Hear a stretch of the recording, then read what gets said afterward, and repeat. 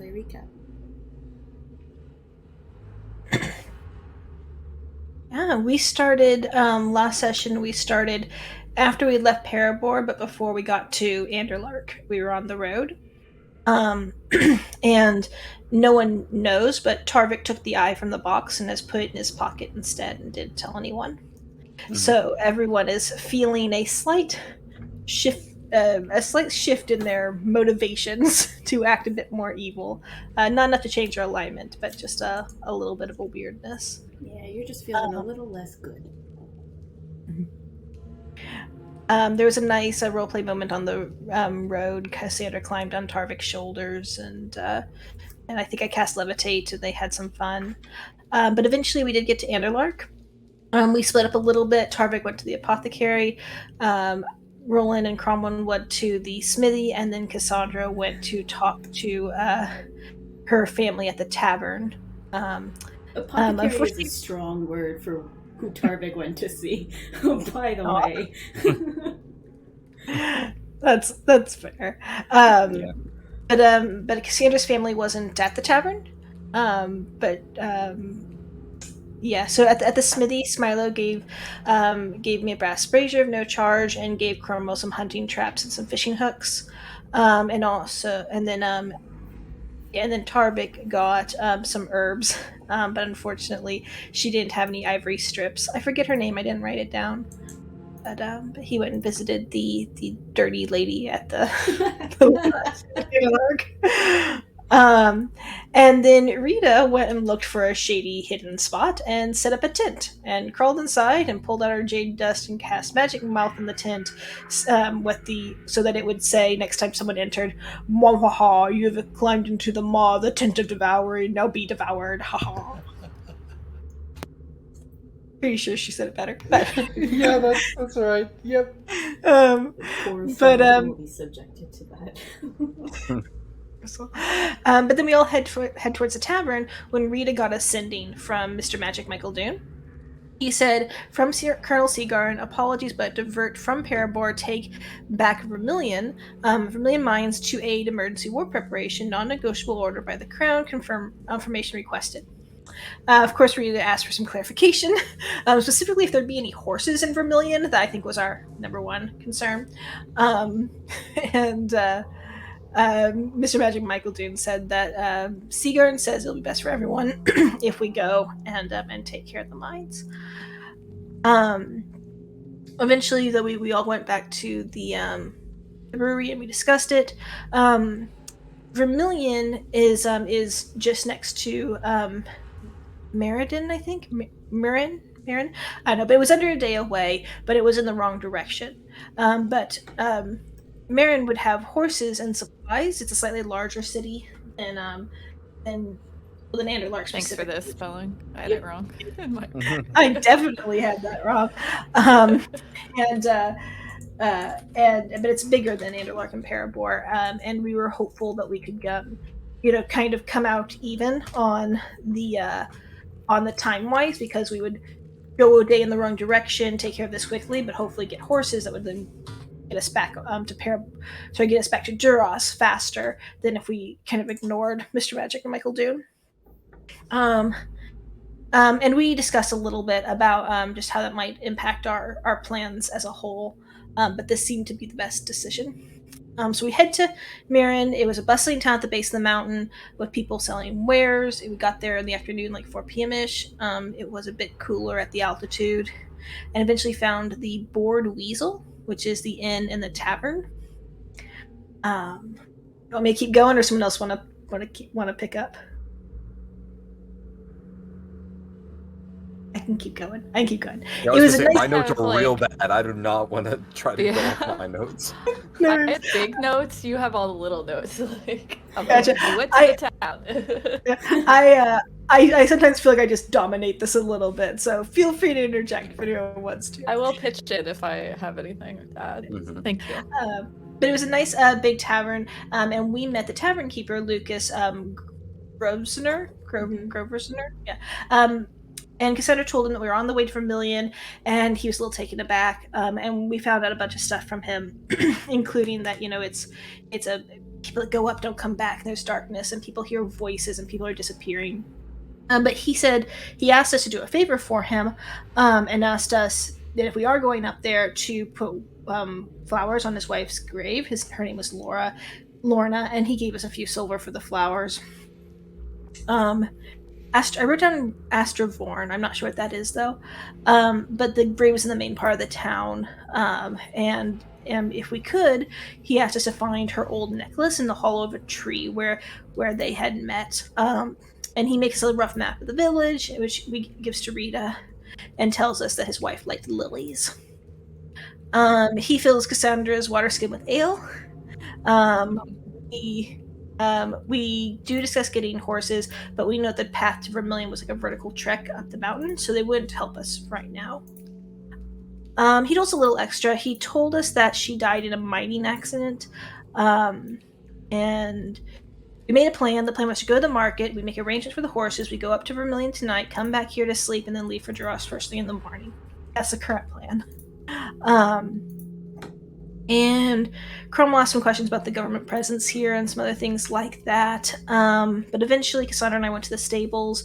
I got a black horse for Rieta because she's in her goth phase, and I got a white one for me. And Cassandra got 2 splotchy ones for Cromwell and Tarvik. And Rieta and Tarvik went and got the flowers. They got some lilies, plus 3 silvers worth. And it's a lot. It's like 3 dozen flowers worth. We asked a little bit, I think of the flower shopkeeper, he asked a little bit about what he knew of Vermeillon, and he said he didn't really remember that his family left in a hurry, there was some disaster in the mine, and that his grandmama had nightmares. And Tarvik got some extra lilies and hid them in his bag. And Rieta got a coat. She got a cool coat, and one that had a little bit of transmutation magic on it, that billows. Very, very nice coat. So we go to Vermeillon. Tarvik's refusing to call Dot by her name. It's very sad. Let's see. I think I forgot to write down the horses' names in my notes. I think they're in the chat though, so I will fix that later. But we had Dot and Spot were the 2 because they had spots on them. I think I had a good name for the other 2 too. I just forgot it. Yeah, you had good ones. Mine were funny, but yours were like serious. Oh, yeah. Which is very fitting, I think. Yes. Okay, so we went up to this mining village. It's all overgrown with abandoned buildings. It's very dark. Not very. It's just dark. It's nighttime. We heard hearing whispers, and Tarvik sees a blur of movement, and we heard a crunch on the gravel, and we feel like we're being watched. There's a terrified shriek that no one else can hear, and please, come help us. And then an itching feeling and notes of despair, and a dark shadow moving behind the trees, another shriek, and just everyone convinced they're seeing shit. But eventually Cassandra does find the tree, and she finds the necklace for Lorna, which she is guessing is worth about like 20 gold pieces. I don't think she told the rest of the group. I think she just pocketed it. Yep. But eventually, Rieta found the cemetery. The grave plates all hold like names and dates, and looks like a lot of the plates were made quickly, probably after this mining accident. And Rieta found Lorna's. Lorna Grosvenor, beloved of Lucas, forever my heart. And when we put the flowers on it, we hear a soft sigh billowing on the wind, like it's content, and we suddenly have a sense of empowerment, and we all got a boon. It was really cool. Let's see. We can, when we choose, when completely in an area of dim or complete darkness, if we concentrate, we can become invisible until we take an action one time, and it expires in 2 hours, and we each have it. Boon of the Night Spirit. Let's see. Eventually we found a cart in the northwest corner. There were some chests and boxes and a dead horse, but it's like just a skeleton, like it's no flesh on it, but no signs it was eaten. I think there was some strangeness to it, like that didn't all quite make sense. The dates on the plaques at the graveyard were all at least 60 years ago. Mm-hmm. There was a big building, a mansion in the kind of edge of town, that we of course decided to break into, because that's what you do. I think we split up a little bit, and I'm not sure I didn't write this down well, but I think at least I think Cassandra and me went through a window while Rita is towards the front, and then I don't know where Cromwell just followed us through the window. Mm-hmm. Tarvik's with Rita, but I think we all just met up, so it's not too important. Maybe it's fine. It's fine. Yeah. But there was a portrait, a framed portrait of a woman that we didn't recognize, but she looked noble and had heavy platinum ring with a snowdrop emblem on it. And I cast Disguise Self to look like the woman. And just before Cromwell climbed through the window, he saw two shadows outside. But that's where we stopped, having just entered this mansion. Mm-hmm. Does anyone have any additional points to add? This may or may not end up important, but I believe when Michael sent to me, he wanted me to confirm that we were going to do this and answer whether we were going, and I never did. I never told him that we were coming to do this. Just so you all know that. We can let him know after. That's true. I never thought about that during the last session. That's funny. Yeah. It was only a few hours ago, right? That would have been earlier in the day. Yeah. Yeah. I mean, is it nighttime now that we're that we've gotten up here? Because it's dark. I think it's nighttime. It's dark. Yeah. And you did. Or is it just perpetually Halloween spooky time up here? No, it is dark. You came up here just based on your travel time. You came up here probably just around or after nightfall. And to your point about not responding, you didn't directly confirm, but you did do a sending back to him. Well, maybe not sending, but you responded back to him asking for clarifications. Yeah, I was asking how can we get there fast, right. Basically. Yeah. Yeah, no explicit confirmation though. And does Tarvik want to add anything about his flowers? I think, yeah, I mean, I think we mentioned it briefly. He got his flowers, he left them at the grave, and said some very somber words to him, just basically to himself as he left the flowers there. Mm-hmm. Rita saw it. I don't think anyone else did. And we had a brief conversation about it, but in very typical Tarvik fashion, there was not much of a conversation to be had. Mm-hmm. So. I think Rita gave me dark vision too. I did. I think I have one of those left. Yeah. For the rest of all time. You guys had some torches as well. Oh, and we got I don't know if this was mentioned, we got the boon of the night spirit, right? Everyone has that? We can turn invisible? Yeah. Yep. So, one use for 24 hours. That's what I have. Alright. Yeah, I will reiterate that, all of you, except for Rita, failed your charisma saves for the whole alignment thing. So just a reminder, again, there's no actual change to your alignment for your character, but as you RP, just a reminder, maybe if your character would normally do something altruistic or good, think about whether or not your character would still do that. It doesn't mean that they wouldn't. It just means, they're just slightly less prone to doing those things, or, they're maybe a little bit more selfish, or they try to cover up an altruistic thing, or, whatever. Just a little more RP complex in there. And then... Oh, go ahead.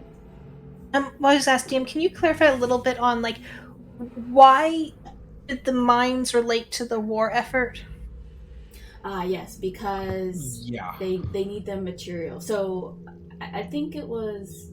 Actually, I do think it was Rolen who made the history check to figure this out, but it wasn't explicitly stated by Colonel Seagarden, but based on the mine's ability to produce metals, the metal usage would be very pertinent to war efforts in terms of creating weaponry, creating jobs and money to help sustain like the economy of the kingdom of Skylark. Was it Kingdom of Skylark? Oh my god, I haven't said the kingdom name in a long time. Yes, the kingdom of Skylark. Yes, so economy boost, morale, as well as materials. Raw materials for weaponry.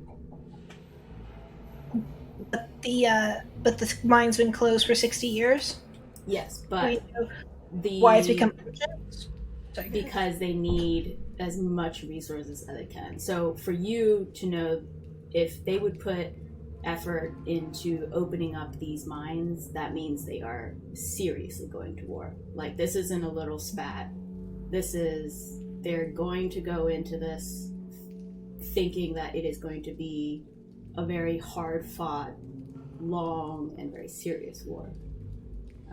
So the implications of what this war means for the kingdom is it's going to be brutal. If they're willing, if someone from the top, and for your history check and your intelligence, I'll give you this, is that for someone like Colonel Seagarten to give an order to try something like this means that they, like I said, they want to win this, they think it's going to be hard fought, and they need as many resources as possible. And it's coming from the top, because you know Colonel Seagarten is the second in command of the House of Shield, which is military. Cool. Thank you. Yep. Although I think it is only Rolen who kind of pieces together this kind of knowledge of not only Duras, but also maybe just like politics in general with your history check. You're pretty much aware of this from your check, but everyone else might be clueless. Jump into today's session here. So, you guys have just stepped into the house. You guys were slightly separated, but not by much. You have Cromwell, Rolen, and Cassandra, who kind of came in through a window in the house's upper left, like of the map region, and then Rieta and Tarvik actually made their way around to the front, and now you guys are kind of meeting up with each other. Tarvik's in the house. I'm going to move your token here. Let's see if I can move your token from here. Yes. Thank you. And Cromwell, you're the last one. You kind of crawled through the window. You guys had thrown some lights outside before you came in, and I think, Cassandra, you have your sight, right? You're able to see in this darkness? Mm-hmm. Great. Yeah, dark so vision. you guys have the dark vision in there. It's a little dimly lit. And Cromwell, as we left it last session, you had saw something out of the corner of your eye. And so you kind of see that blur, and in an instant, you feel a presence behind you as you step through the window. And I would actually like everyone to roll initiative, please. Yes. You know, I'm feeling very safe and secure. Like, it's very spooky around here. It feels like there's maybe spirits about, but they're just hanging out. I think that this is just a fun time. Yeah. Yeah, we did a nice thing for the spirits, right? They should be chill. Oh, that's weird. I can't click my token. Uh-oh. In the right layer? Yep. But my thingy... I'm using the new thing. I was just on the wrong tool. Sorry, I forgot to click on my character, so it didn't autofill in the turn order. I can add you in. What was your number? 7. Just a 7. Okay. Okay.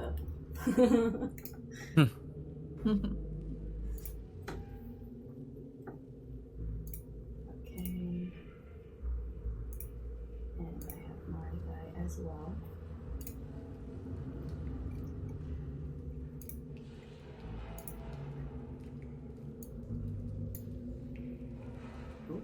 got some high rolls. Okay, very cool.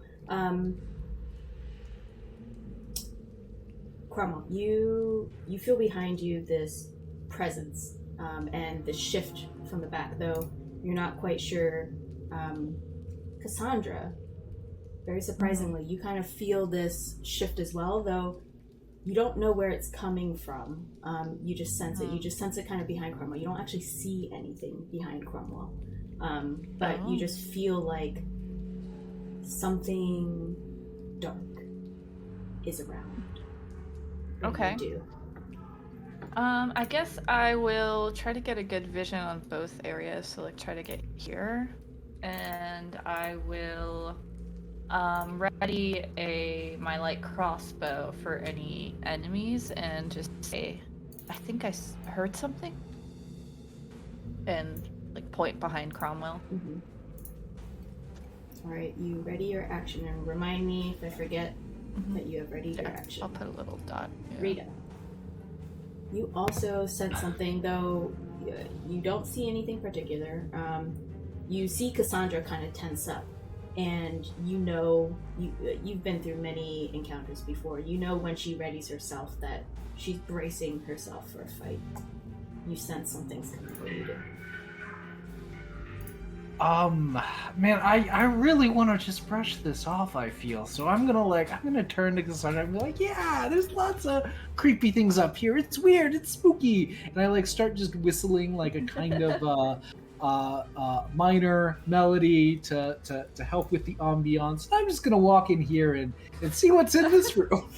Oh my gosh. Wonderful. Yep.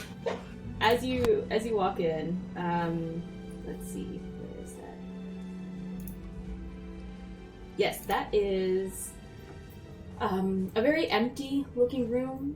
It just has 4 wingback chairs situated alongside that wall that you see, and a desk in the right-hand corner beside the window. And there's a fireplace that dominates the map bottom right southeast corner, and it kind of just looks like a parlor room. It doesn't seem like it has been used. The chairs, they are infested with like little holes in them, little droppings of some type of rodent maybe. There is a cover of dust everywhere, and you see maybe a few small blank papers or crumbling sheets of blank parchment. You see a quill kind of scattered onto the floor, a dried up little inkwell just kind of tossed in the room. That's kind of like your general observations as you step in this room. Is there wood in the fireplace or in the room? Yeah, and it looks very old. It's caked with dust. Great. I'm just gonna finish walking over here, and I'm going to use my action to start putting wood in the fireplace. Great. As you kind of grab for a piece of wood, there's a bunch of dust that kind of gets in your way. All right. Tarvik, you see a very fast movement on Cassandra's part out of the corner of your eye, where she kind of readies herself, and you see Rieta just beeline to the right and start putting wood in the fireplace. What do you do? As it is now your turn. Well, I think I mentioned before, Tarvik got yelled at last time he left Rieta alone, so he's not going to leave Rieta alone. And just make his way into the room with seems fine. And I guess I don't know if I can or not. I'll make my way over here, and I'll just start if I can get out my tinderbox and start a fire, I'll do that. Fantastic. Yes, you're absolutely able to help Rieta build a fire. Beautiful on both of your parts. Cassandra, when you ready yourself, you see a very dark shadow behind Cromwell reach out, and with very claw-like hands, not hands, should definitely say, like claw-like claws, reaches out like a shroud of darkness to slash against Cromwell's back, and you see that and you react. Go ahead. Okay. 16? Ooh, yes. That does. Okay. So I'm gonna add sneak attack because Cromwell's there. There you go. Damn, 22, very but nice. it's 12 piercing, 10 sneak. All right, and something like this.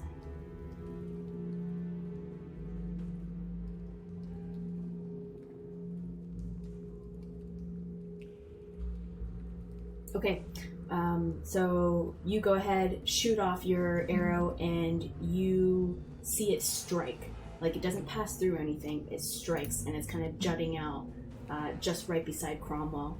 Cromwell, you probably don't feel anything. Does a 13 hit? No, it doesn't. All right. You feel a slash of wind against your back, and then you kind of feel Cassandra's her arrow, kind of scrape against your back. No damage, but you know something hit behind you, and you know something tried to move against you.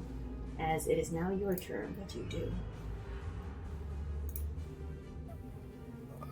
I'll immediately turn and see where the bolt is sticking out of whatever this darkness is, and I'll take a swipe at wherever it's sticking out at.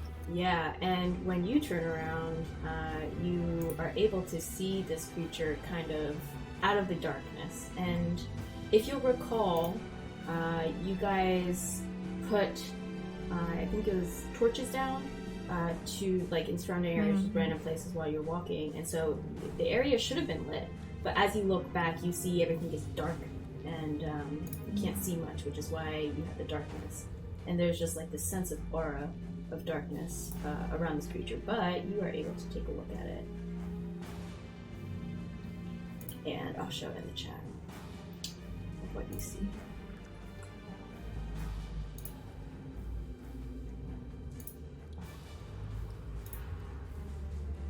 Okay, do you see it? Not yet. No. That it's gonna be in the chat. No. Oh, sorry. I'm speaking to Cromwell. Oh. Yeah, I definitely see it. Yeah. So you see that thing, and with your proximity, you're able to hear its jaws just kind of like gesticulate and open, and you hear as it just kind of like screeches at you in a weird, Awesome. weird fun way.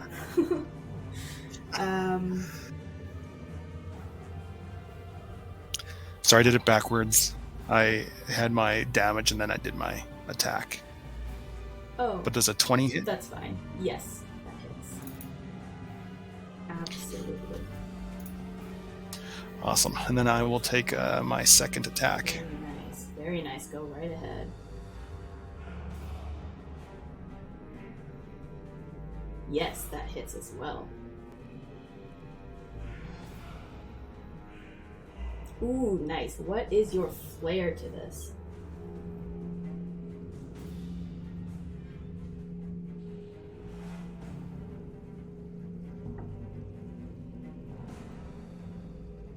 You might be on mute. Oh, Sorry, just yeah. just reaction seeing this bug thing with mandibles. I just instinctively hack for its neck, more out of fear than anything, not knowing what it is. So I take one hack at its left side of the neck, spin my axe around, and hit it on the other side and cut its head clean off. Awesome. You slice and you see the head detach from the body, and you see like the needle-like structure of its body. The needles kind of fall to the ground with some of the cut. And frighteningly so, you expect the head to just kind of roll away, but as you cut, you actually see it kind of touch to the ground once, and then the body just kind of starts to dematerialize into darkness, and it just kind of seeps into the ground. I will immediately take a step back to the other side of the room and just look at everybody. Like, there's some sort of bug creature out there. And with that, though, we do end in combat order, so I'll get rid of the initiative. You guys all see Cromwell step back and say that out loud. It was like a shadow monster. You know, Did, Tarvik, this is nice. Yep. This is just nice. I wish I had marshmallows. Rieta! Can y'all hear me now? Yeah. Yeah. Okay, okay. Sorry. I was having a problem there for a second. Oh no. Just FYI, DM, we can see the 13 the meme lock rolled in the chat. Oh, okay. Thank you. Can I go over did I ever see it? No, you did not. You were facing in the other direction and you didn't have a time for your turn. You knew Cassandra shot at something, and then Cromwell said something. So you didn't get a good look at it. I will say, want to walk- Cassandra, Cassandra, you would have seen a bit of it as well, actually. Okay. So I'll show the thing as you too. Sorry, Can DM. I- Did the head stay materialized, or did that also just sink in That to also. the darkness? Yep. I want to walk to the window, and I want to hold the Ooh, gem of brightness aloft, and I want to use it to shed a bright light in a 30-foot radius, and a dim light for an additional 30 feet. Fantastic. You may absolutely do so. And you shed very bright light. And go ahead and make a perception check or an investigation check, your choice. Okie dokie. Investigation's better. Ooh, very nice. You see some flattened grass by the window. But other than that, you don't quite see anything. The trees are kind of bristling in the very low wind that's coming through this evening, and it's very cool. You sense that whatever darkness that Cassandra and Cromwell reacted to seems to not be in the area. There was something definitely there. Yeah. I don't know It what might- it was. My bolt was sticking right out of it. It had like these weird Oh, you would see the Like bolt on the ground. pincers. I'll pick up the bolt. Oh, thank you. We're not crazy. I think I believe you. I'll Not take happy the to bolt back. But I'm not 100% sure if it is actually dead. It just dematerialized. There's nothing left. Okay. I'm gonna Cromwell, help me with this table. Let's block the window. Try and push the table against the window. I'll help. Push it Alright. up. You That way, hear at this- least I'll make a noise if it breaks in. Yeah, you hear the noise of the table kind of screeching along, but you do end up putting the table there. It Cool. might make some noise, but you don't know how sturdy it will be against something trying to get there. Yeah. Okay. Perhaps we Let's should loot this find. place. Nice. Perhaps we should find the others. Oh yeah, they're making a fire. Oh, Oh, should, the others. should we make a fire? And I'll point to this fireplace. Maybe we should make a fire in all the Sure. rooms. Alright. I'm Yeah, I gonna think the cast most- firebolt into the fireplace. It lights More up. Is there like- any wood there? There is, Okay. there is wood. Okay. It is Okay. very dusty though, so as soon as you light it up, the dust starts to burn, and you feel like you're inhaling a lot of smoke. Oh, gross. Yeah, I'll get out. While the you chimney guys open? were having this small little discussion over here, Tarvik and Rieta, were you doing anything in particular? I have pulled out one of the Fey chocolates, and I have skewered it on my one of my fancy devil swords from the Cambion back at the spa, and I am roasting my chocolate on my fancy devil sword. Lovely. How close is it to the fire?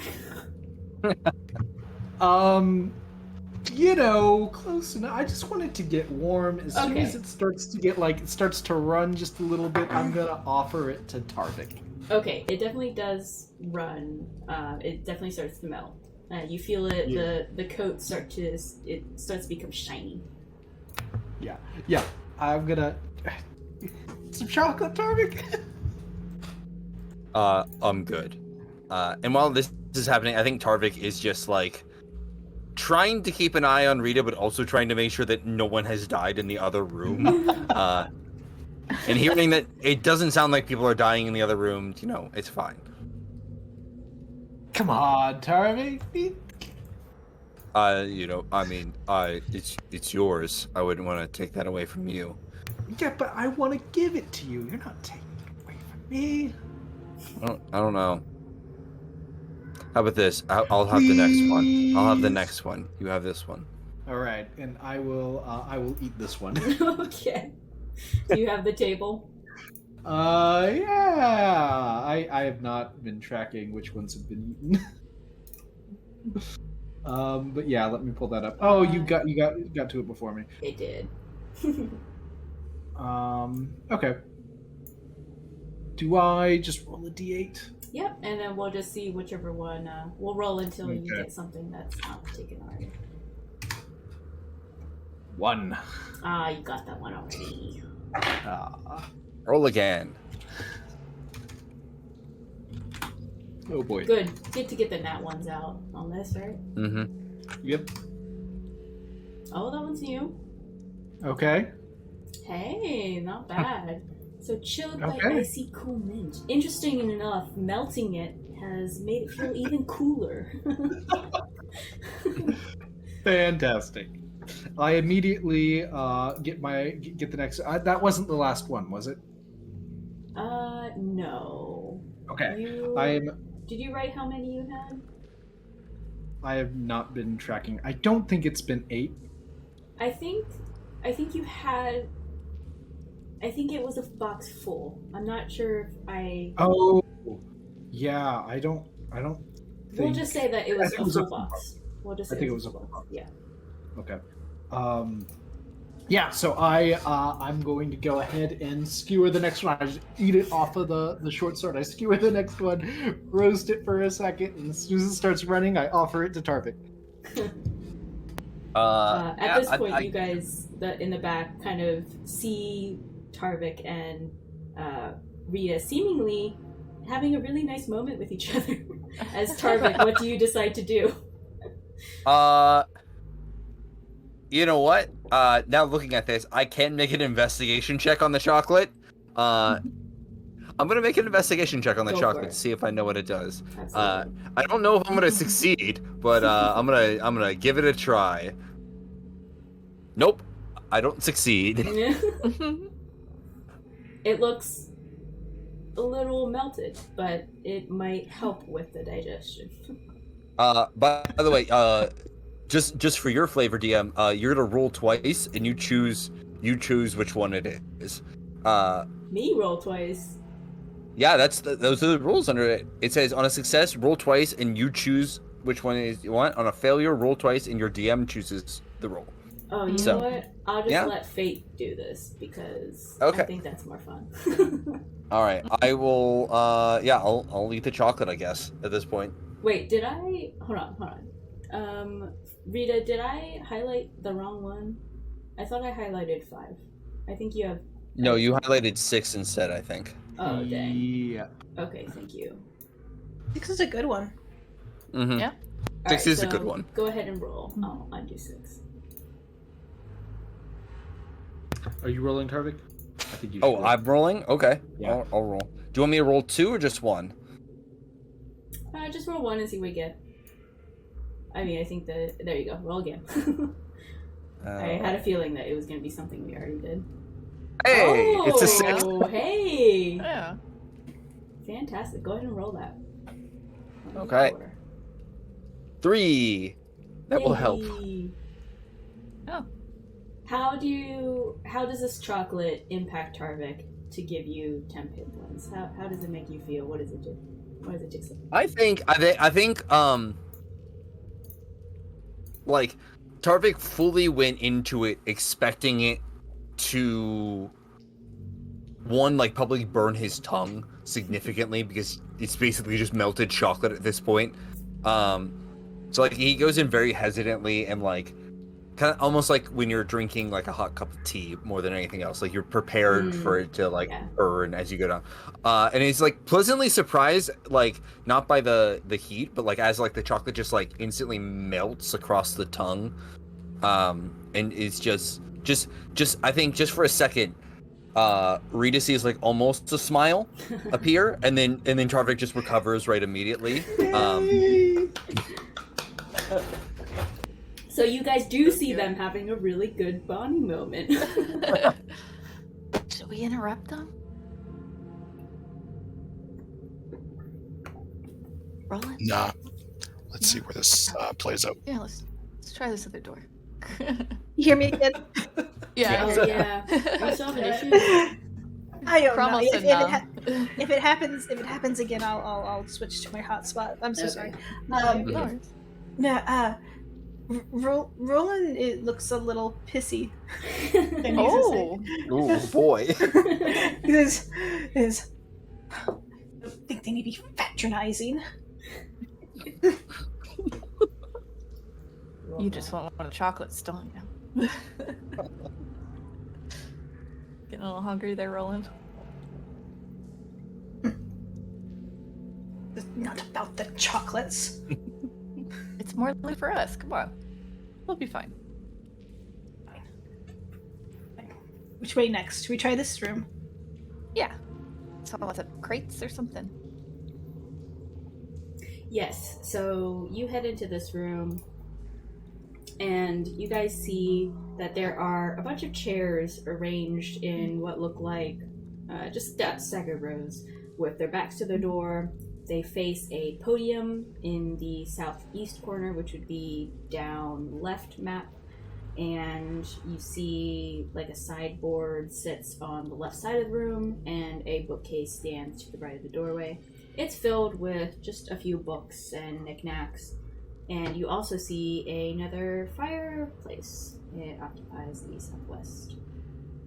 Oh, sorry. Earlier I said southeast. So the fireplace is southwest, which is down to the left. Okay, map. gotcha. Yeah, map down left. Okay. Roland, light it up. Sure, and I'll cast like prestidigitation to get rid of the dust first, and then I'll There you make go. the Learn fireplace. From your experience. Nice. Thank you. You see that But cloud then- of dust whip up, and then you light the fire. Nice. I'm gonna go to the Thank you. podium. It still Just doesn't check smell out these great. It crates. smells musty. It smells dusty. But you do have light. I'll check the sideboard thing. I check Yeah, the I'm podium. definitely opening up some crates right in front of me. Carefully, though. Yep. Go ahead, you guys, if you're doing investigation or perception, taking a look, go ahead and roll for me. Wow. Cassandra, you're seeing on the sideboard there seems to be some drawings and some words, but it seems to be scribbled very quickly, and you're having a hard time reading the handwriting. It's very bad, and there's a lot of dust, so like the chalk itself is kind of merging into the dust. You don't really know. It just seems like maybe they were trying to explain something on this sideboard. And for Rolen and Cromwell, same schools. You see, as you kind of open things up and take a look around the room, there are lots of old and worn down books. Again, everything's very dusty, but you do find a small framed watercolor painting of Mountain Range. It's very beautiful. You think it might be worth something. Probably not much, but it might be worth something. And a chunk of raw platinum ore And I would say, Rolen, because of your intelligence, you would gather that this platinum is from the mine because of its raw nature. You think it might be worth a little bit more than that painting. This will be worth something. For notation purposes, you can say that the painting is worth 2 gold, and the raw ore from the mine is 25. And Roland, this would probably reinforce the fact of what you were kind of guessing before about these mandates. The raw platinum, if this mine gets back up and running, that's going to be a big win for the kingdom and Duros in general for this war. I'll just share that with the group that's in here.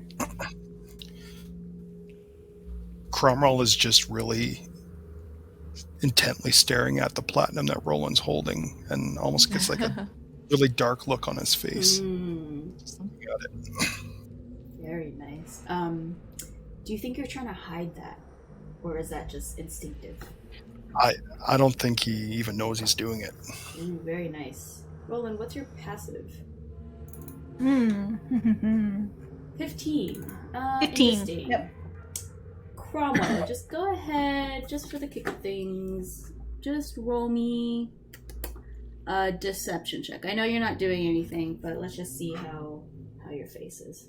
And then we'll see, Roland, if you pick up on it or not. Yes, so Roland, you barely catch the glint in Cromwell's eyes. But you do catch it. I do the thing where like I move the platinum from like side to side to see if his eyes follow it. They twitch ever so slightly. Yeah. Do you want this? He just snatches it. It doesn't say anything. Ow. Oh, sorry, Roland. Yeah, I'd like to hold on to this. All right then. He's got to be just- more loot in this place. Quickly puts it in his pocket. Mm-hmm. Man, reminder for everyone. I believe y'all have inspiration. Yeah. And Yep. I can't give it out.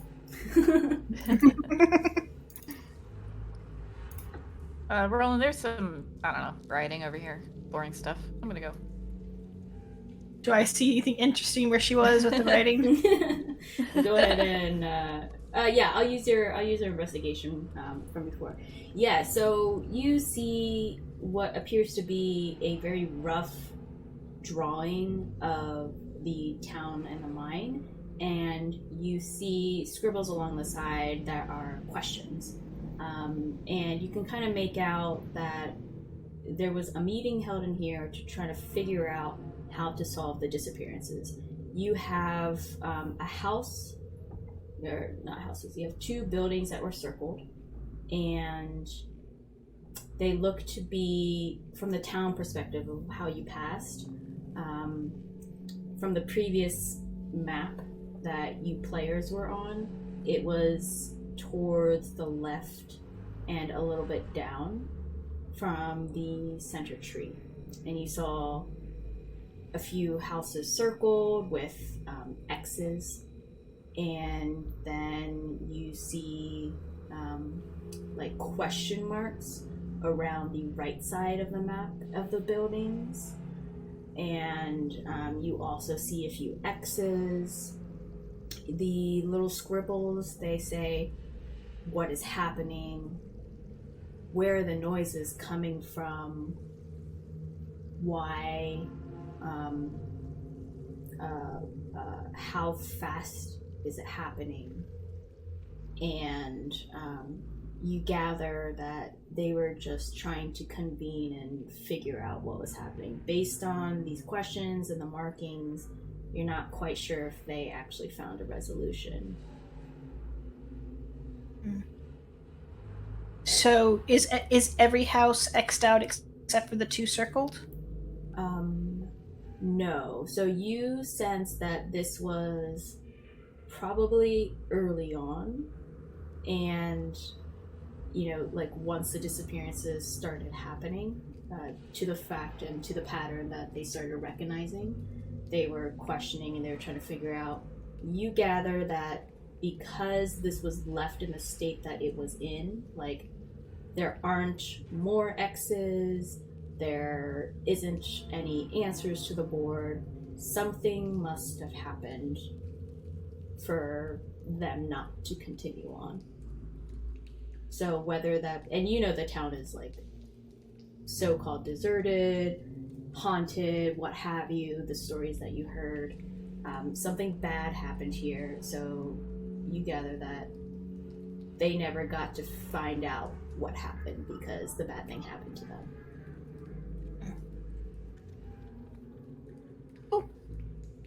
I'll try to commit that to memory or take some notes or something so that I can know which houses were X'd and circled later.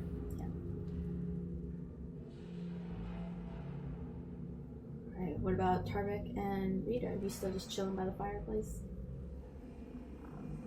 I think that Tarvik at some point would just say, like, should we make some for the others at some point as well? Nah, they're being lame-os and not hanging out with us. Only the people that hang out by the fire get the chocolate. Right. I do want to see what's on the desk here, and like I just want to look at the papers. Whether they're crumpled up or any of them still legible after all this time. Yeah, go ahead and make an investigation check. Cool.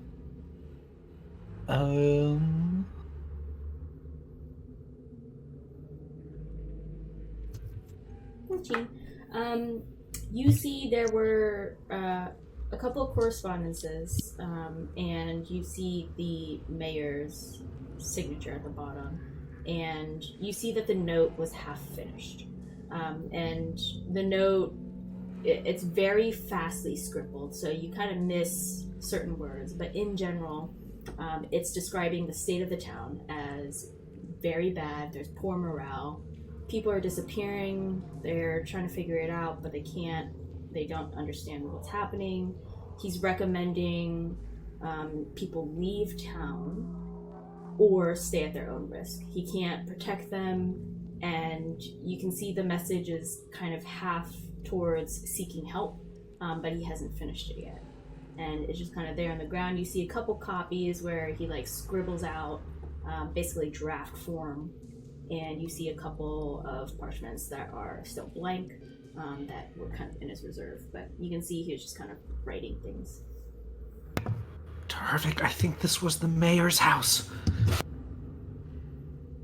Oh, okay. I guess that makes sense. Yeah. I'm gonna take one of the correspondences and have a copy of the mayor's signature. There you go. Nice. It is Mayor Duvazen. I can write his name. Duvazen.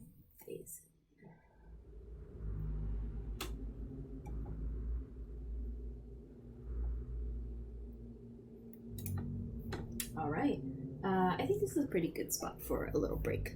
So we'll go ahead and... All right. So what do you guys want to do? I want to keep going. Excellent. All right. Down this hallway, I guess. Oh, stairs. Yes, you see a bunch of stairs in this foyer entryway area. You also see Cassandra, as you're there to the right, another room as well. Doesn't have a door. There's another fireplace, Rolen. I want to go to the stairs. Yes, as you go into this room, you do see there is a fireplace in the corner, and it holds a very large rectangular table with 8 chairs. You see another sideboard kind of sits against the wall. You see dusty ceramic serving dishes, bowls, and teacups, saucers, flatware, serving utensils. This seems to be a dining area of sorts. Light the fireplace again. Okay, let's add a little torch in here. And I'm assuming you did your prestidigitation with Mhm. dust out. Yeah. Everything's very dusty in this area. And you do see anything like the chairs or tables, they have little gnawing marks, little scratch marks of holes, lots of rodent droppings. It seems this place has been in disuse. I think there's anything of use in this dining room, the table silver or anything like that. Make an investigation check. Investigation. Very 25. nice. It's mainly just dining ware. Yeah, I mean, it's nice stuff, but you're not gonna get a lot of money for it if you collect it and sell it. It just seems a little bit above average.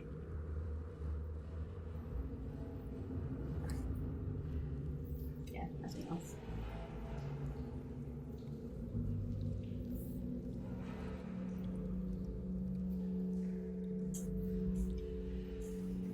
Did I see Rita leave Tarvik?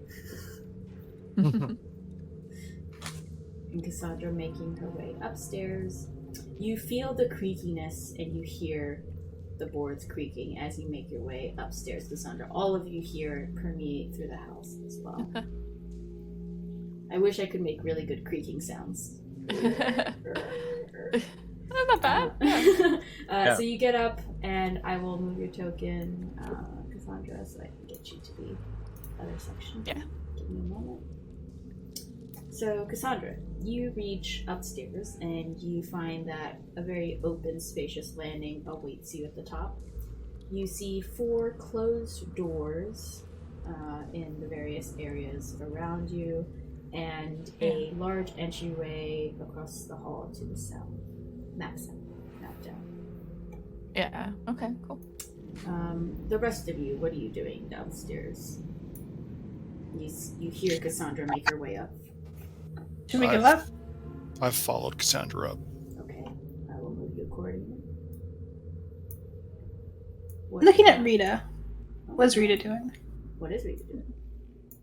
Rita's just like looking around, and I think she's just really into how creepy it is here. She's Getting her vibe. Yeah. She starts to like follow up the stairs. She's just got like this grin on her face. She's like, oh my gosh! Every time there's like a little creepy gust of wind or giggle in the corner, she's just like, oh, over there! Ah! Roland's gonna follow, and he's gonna like hip check Tarvik a little bit to squeeze in between them. Oh, I like that. Tarvik, being the type of awkward person that he is just going to move out of the way and apologize. Oh, and apologize. I feel that so hard. Yeah. All right, I will move you guys as well. Tarvik will follow up as well, taking the rear. Yep. All right, you guys creak up the stairs, all of you, and you make your way up to this very open landing.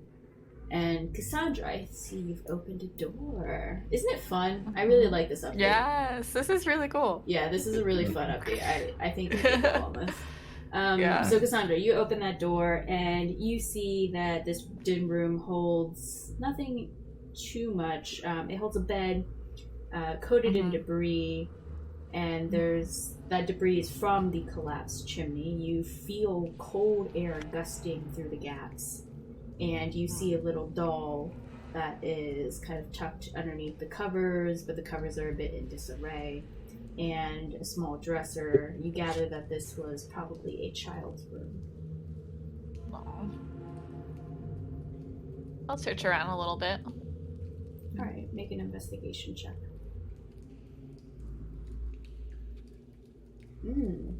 Underneath the bed, you find a little pile of stuffed animals, and underneath that pile you find a thin little book, and it seems to have been made but with a few pieces of parchment paper and some string with some hole punches to kind of bind it together. And you see on the front of the cover kind of roughly written in what appears to be childlike handwriting. My thoughts. And you open up the parchment paper and you see an entry about, I ate bread. It was not very good. I did not like dinner today. And then you flip the page, you see another entry. Bread for dinner! Oh no! You see another page flip open and see, Dad was very busy.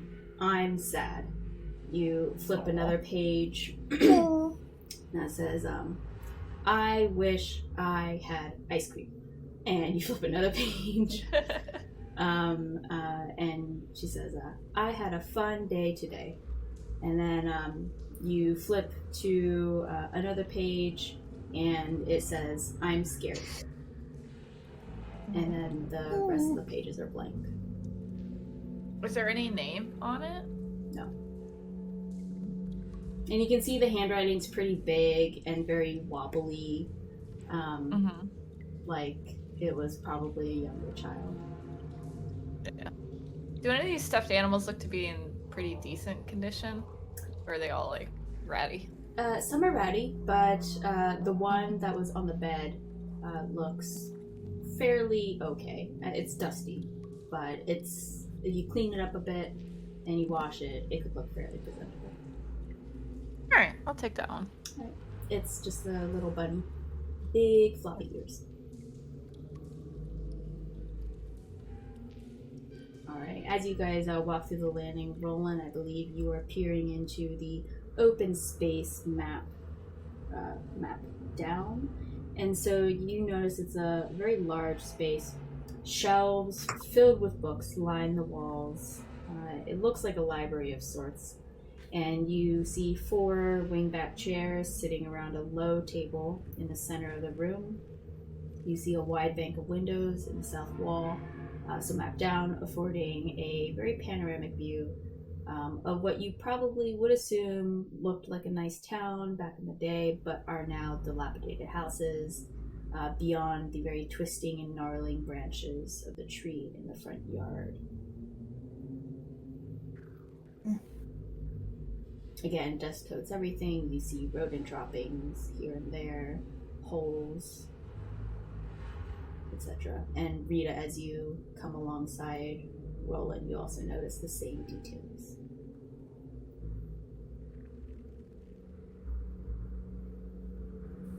Anything of interest on the bookshelves?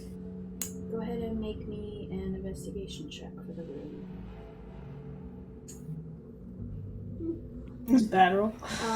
You take a look around the bookshelves and you just note that there's varying books of history, art, politics, and just some general children books kind of tucked away on the bottom shelves. But what catches your eye are some books open and some papers scrawled on the table, as well as stuck in between the books on the table. You just see that several are lying open on the table as if someone particularly took these out to pour through them, and you can see scribbling handwriting on them as there was much attention taken to these books. What are their topics? You look through, you see that there is books on the topic of physical trauma, emotional trauma, nightmares, mysterious disappearances, darkness, dark creatures, bad omens, and accidents. And these are all various books and little notes scribbled on the paper with questions like, what is this? Many have reported same symptoms. And you see a question saying, from the accident, ? And then it's heavily circled.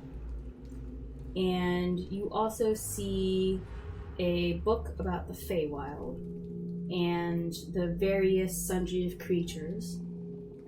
You see kind of very prominently once you actually take a look at this, a single note written in a seemingly shaking hand, kind of writing fashion. Could this be the answer? So, okay, so I grabbed the book about the Feywild. Yeah.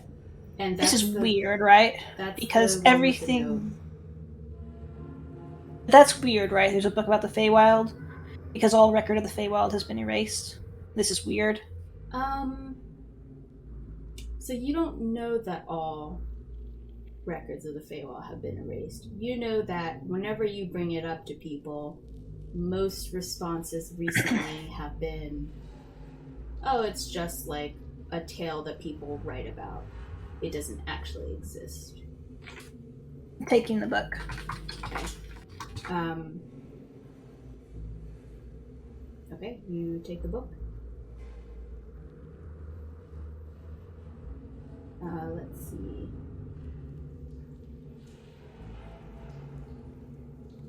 Alright, so you close up the book, put it in your pack. Do you keep the note that was in the book that said, Could this be the answer? Yeah. Sure. Okay.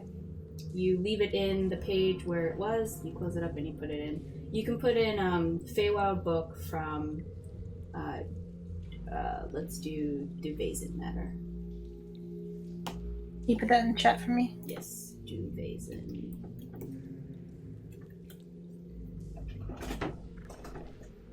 Is there anything else that looks useful?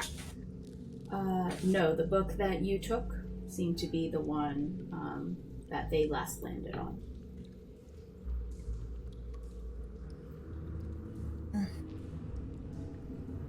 What do you think, Rita?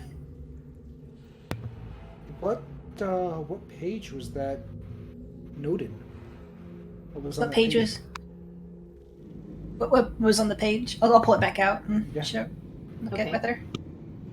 You pull out the book, open it up where the note was, and you kind of remove the note and look at the page. You see the note marks a page with an entry on meanlocks. And you gather some information that talk about they're corrupted fey creatures. They spontaneously manifest in response of fear in places where the border with the Feywild is thin. You also see an entry that talks about how they create more of their kind by transforming humanoids through a process of psychic torment that sometimes can take hours or even days. You also find out that they live in subterranean nests and that they are sensitive to bright light and can sense shadows and darkness.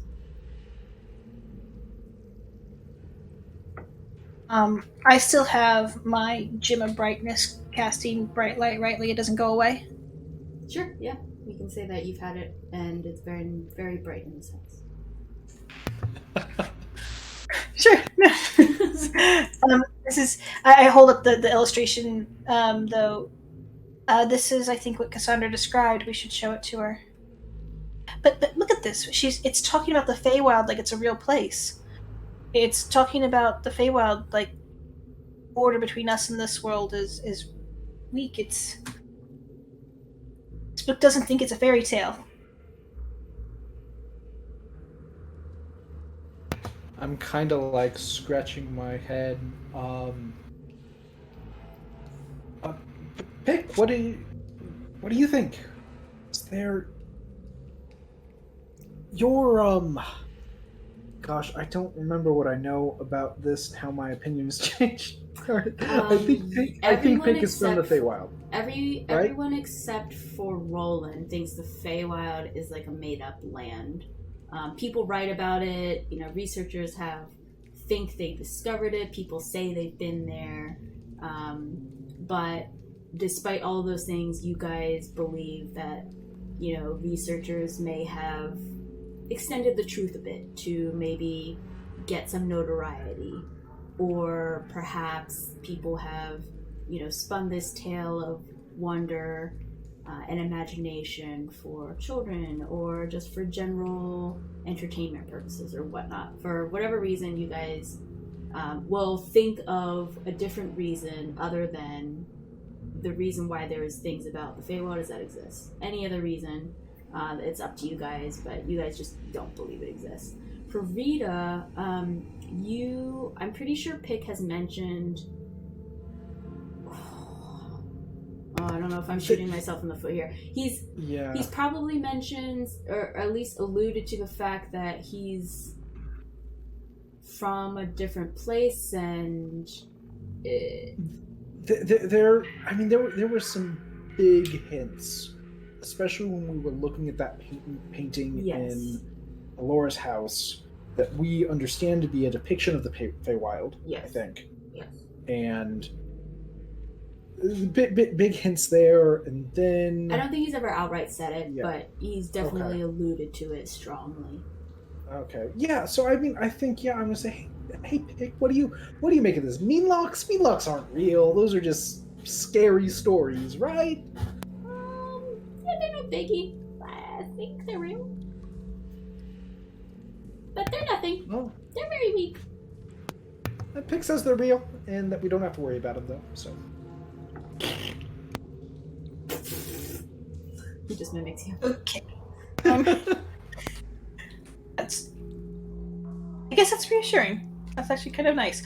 I'm going to show this picture to Tarvik and Cassandra and see if this is what they saw. I'm going to walk over to them. Oh, there's no picture in there. It's just information. Oh, there's no picture? Dang it. Just words about what meanlocks are. Well, if we see one, we should definitely add a picture. And Rita's Book of Monsters, I guess. While Rolen and Rita were investigating this room and kind of talking, what were the three of you doing? And by three, I mean Cassandra, Cromwell, and Tarvik. I guess I would just be like reading this book a little bit, and then start walking out. But I think you guys had other stuff you were doing. I've just been watching the stairs and really listening intently for anything in the house that's not supposed to be there. Great. What about Tarvik? You know what? I think because I see someone's watching the stairs and someone's watching Rita, I think Tarvik will open up this door here if he has a chance. Alright. So we'll put Rolen and Rita down here for a second. Cromwell, go ahead and roll me a perception check, will you?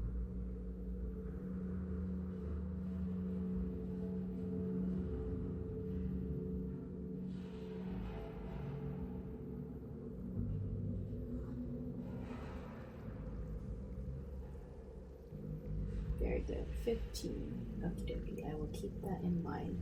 As of this point, when those two were talking, you kind of heard Rolen and Rita in the background. You heard Cassandra flipping through some pages. You heard the opening of the door by Cromwell, though you didn't hear much else. As Cromwell opens the door to that room, you see that a double bed sits beneath the windows along the far wall. You do see another fireplace occupying the corner and a window that looks out to the front yard. As you do you just kind of stay there, or do you walk in further? Yeah, I'll walk in further. Okay. You Take a look around. Yeah, you walk in further. Go ahead and roll me your choice, perception or investigation. But this room looks very nice. It seems, in terms of quality of material and items kept here, like the dresser and the linens themselves, and you see some clothes within the dresser. Ooh. It seems to be of good quality. Lots of dust caking the area. Yeah, you just kind of see a very dusty room, unfortunately. Okay. Then, if that's all I see, then I'll just spend like a second in there and then just walk back out and just wait. And as you walk out, we'll say Rolen and Rita, you kind of go back to where you were approaching the rest of the group.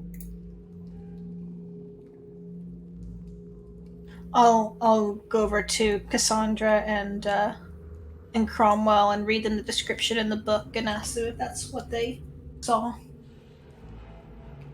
Show them the entry. Yeah, it sounds a lot like it. Definitely sounds like it, but it couldn't be a fey creature. Yeah, maybe So- they categorized it wrong. Maybe it's like just a weird cave creature. It But says would it says they manifest where the border between the Feywild and our world is weak. Although I have a feeling if we go into the mines, this might be what we find. Yeah, we definitely have to go there. I was hoping for more loot. I found this stuffed bunny. It's pretty cute. Do you want me to light the fire? Does it have any coins Yes. inside? I'll go light the fire. I try to feel in the stuffing to see if I feel anything hard without hurting the animal. You squish as hard as you can squish, and you just feel pure squishiness. There doesn't appear to be any hidden coins in there. I relay this to Rita. Shrug. Sorry, Rita. Did you check those rooms? Yeah, we found the library. Rolen found a book. I think he showed it to you. Yeah. You know what's up. the animal. I have not looked over here. No. That's I like this one too. Yeah. Yeah.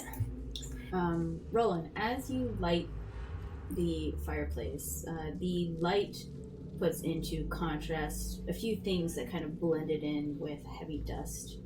You see underneath a very, very heavily dusted area beside the bed and the fireplace a pile of half-crumpled, half-written parchment.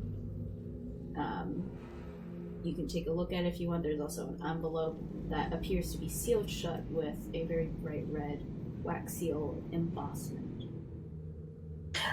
I'll pick them up and carry them back into the other room to take a look at them with the group. Alright, carry all the letters and papers. I found some things. Oh, okay. Take them over to the table. Anyone wants to join?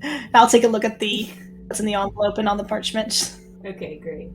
You scatter the papers and you see. Let's see. There, on the papers, you see that it chronicles the disaster at the mine and the village's anguish at so many victims. You also find the recounting of the rescue efforts in the following days and how they had to stop the search, unfortunately, due to fears of more cave-ins if they attempted to remove any more of the rubble, despite miners still missing. You also find further along notes about the villagers going missing in the night, of the writer's helplessness and stubbornness of staying on, determined to find the missing villagers, and also notes that Tifra, you find a name, and their children. So you now find a name here. Tifra, Tavin, and Nia evacuated to Marin. And so basically how that's writing, you gain that the writer's name is Tifra, and that Tavin and Nia seem to be children. And she notes that they've evacuated to Marin. The last few pages speak of my husband's nightmares, of her own creeping fear, waking in the night soaked in sweat, with lingering screams echoing in her ears. And inside the letter, you find a very similar note to what oh my gosh, why am I blanking?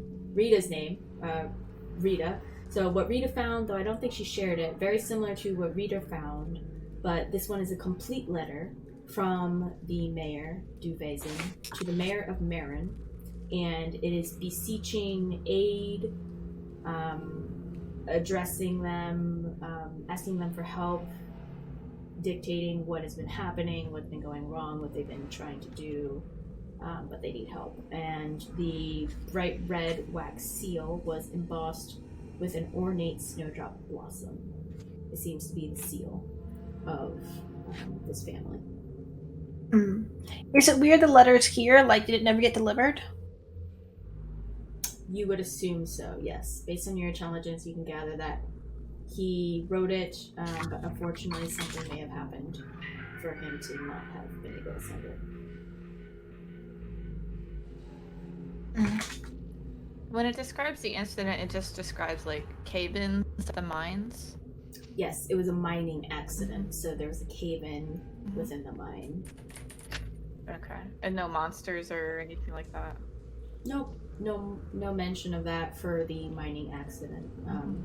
But in that book and in the scribbles downstairs, you saw scribbles about people disappearing, like feelings of darkness, of being watched, of things creeping about in the night. So, there were some thoughts as to what could have been, but yeah, nothing like saying, "Oh, there's a monster attacking us." Yeah. Yeah, they were trying to figure it out. So Mayor Duzin was a guy, and he had a wife named Tifra, and they had two children, Tavin and Nia. And I get the impression that the wife and the children were evacuated with no mention of the mayor himself, but both the adults were having nightmares. That is correct. Gotcha. Did Astro say what his girl's name was? Because wasn't she having nightmares? Sorry, did who? The florist, wasn't it Astro or something? Oh, yes. Did he Astroborn? mention? He did not know. We bought flowers. Okay, yeah. He just said grandma. Okay. Interesting. This would have been 60 years ago. Mm-hmm. Children might still be alive. Yeah. Taven and Nia. I'll take both the letter and the chronicle. There's another fireplace. Yes. Cassandra, you open up that door, map top right, and you do see another fireplace. You see this bedroom has a tall chest of drawers and made of very nice dark wood in the room. Farther in the room, you see desk sitting beside two windows with a large bed to the left of it. You see the sheets and blankets are crumpled. Moth-eaten pillow lies on the floor. And again, there seems to be holes in some fabric based on rodent droppings around, probably caused by them. You see a stuffed toy bugbear, full of holes, unfortunately, with the stuffing removed. And you see some children's clothes in the drawer, just kind of scattered about messily. Okay. I'll do like a search over, like through the dresser and the desk and stuff. Okay, go ahead and roll me investigation. She said there's a fireplace. I just poke my head in and light it. Okay, sounds good. I'll put a little Thanks, torch Rolen. there.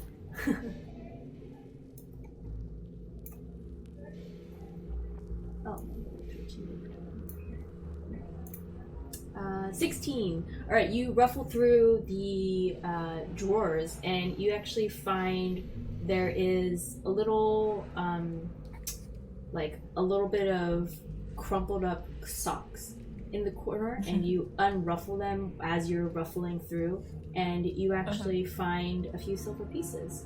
You find 7 tucked away in the sock. I will tuck that away in my bag. You do gather that this was a boys' room. Okay. Both rooms were younger children. The other was a girl you gathered, and this one a boy. Yeah, I'll just say, nothing in here. Right. 3 children's rooms. Only 2 were evacuated. There's 3? So, So did the other one? I mess up? Are there not 3 children's rooms? No, 2 rooms this far that you've seen. Gotcha. Top Yes, 2. those 2. Yep. Oh, I think and this just was Cassandra. the wife's room, or? That seemed to be like a master bedroom, yeah. Yeah, okay. Alright, Rita, last room's for you. Oh boy, I've always wanted to open a door. As you open this room, you see a empty bed, another fireplace in the corner, which I believe Rolen will go ahead and light with prestidigitation. And a little bit of firebolt. Oh, why did not that go?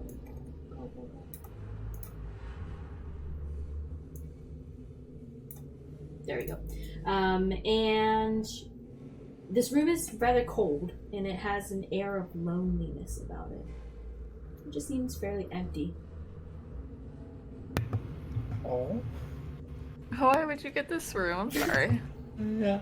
I'll just sort of like walk around and feel lonely. Enveloping more into your ambiance, your aesthetic.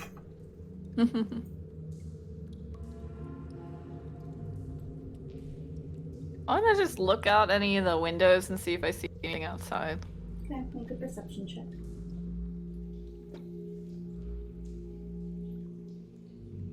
You take a look, and it seems like the wind is just rustling through some of the trees off in the distance. And then in the corner of your eye, you catch some shadowy movement to your right side. Far beyond what you can actually see, but it seems to be darting behind houses. I think there's more shadow creatures out there. How far away?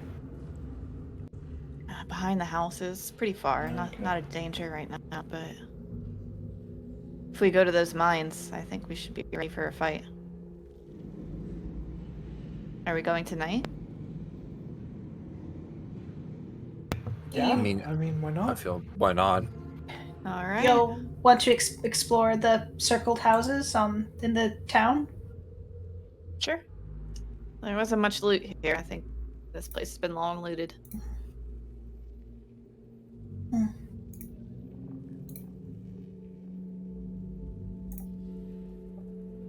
I feel like if we go to the mines, they'll attack us from behind. So I'm glad we're gonna go and maybe draw some of them out. Maybe. Yeah. Well, I think this Christmas tree house right now. I guess they don't have Christmas here for Winterfest. The house. Yeah. All these fireplaces should draw them right to us. In the book it said that bright light hurts them. I don't know if they'll be drawn by fire. I think drawn by our presence, no doubt, but it's strange. I'm surprised they don't want to convert us, I guess. Madden us into becoming one of them. Perhaps because we're together? Maybe they're just hungry. Or we're too intimidating. I mean, have you looked at Tarvik? It's pretty intimidating. Tarvik's just standing in the middle of the room,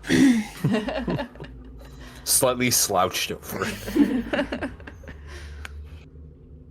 Well, we should probably stay together. Yeah. Agreed. No more chocolate dates. We got serious stuff to do. It wasn't a date. Wasn't a date. Looking at Tarvik kind of angrily. That was pretty romantic. I mean, sharing warm chocolates by the fire. It's actually Rita so is accurate. just blushing now. Yeah, Tarvik's not blushing and just says, "Oh, yeah, I should be clear, Rita. I am not interested in you." It's okay, Tarvik. How does Rolen react to that? Conflicted? like, he's like, why aren't you interested in her? Oh, Yeah, Tarvik Tarvik, suddenly why? feels like he's being attacked for absolutely nothing. What, Tarvik? Why aren't you interested in me? That's I'm just like Uh, grinning ear to ear. I'm Yeah. pretty into you. Man,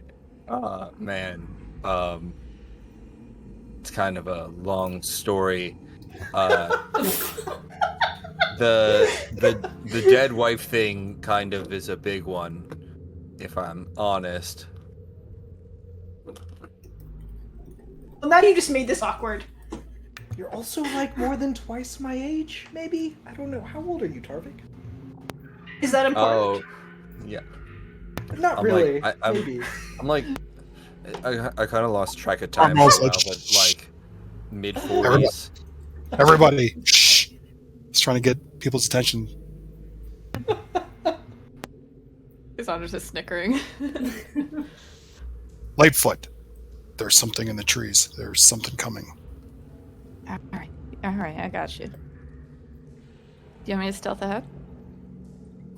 I'm not too sure. Definitely something outside. From this window that you saw. Right.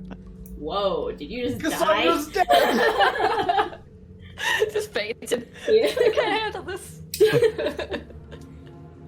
It's too creepy. Okay, I'll try to sneak out there. I'm a sneaky. Well, I don't want you going alone. Well, If we're going to go look at other houses, we need to stick together. okay. But if the source of where these creatures are is potentially in the caves, we should maybe go there. For sure. You guys hear. All of you make a perception check, actually. Okay. Everyone. Nice.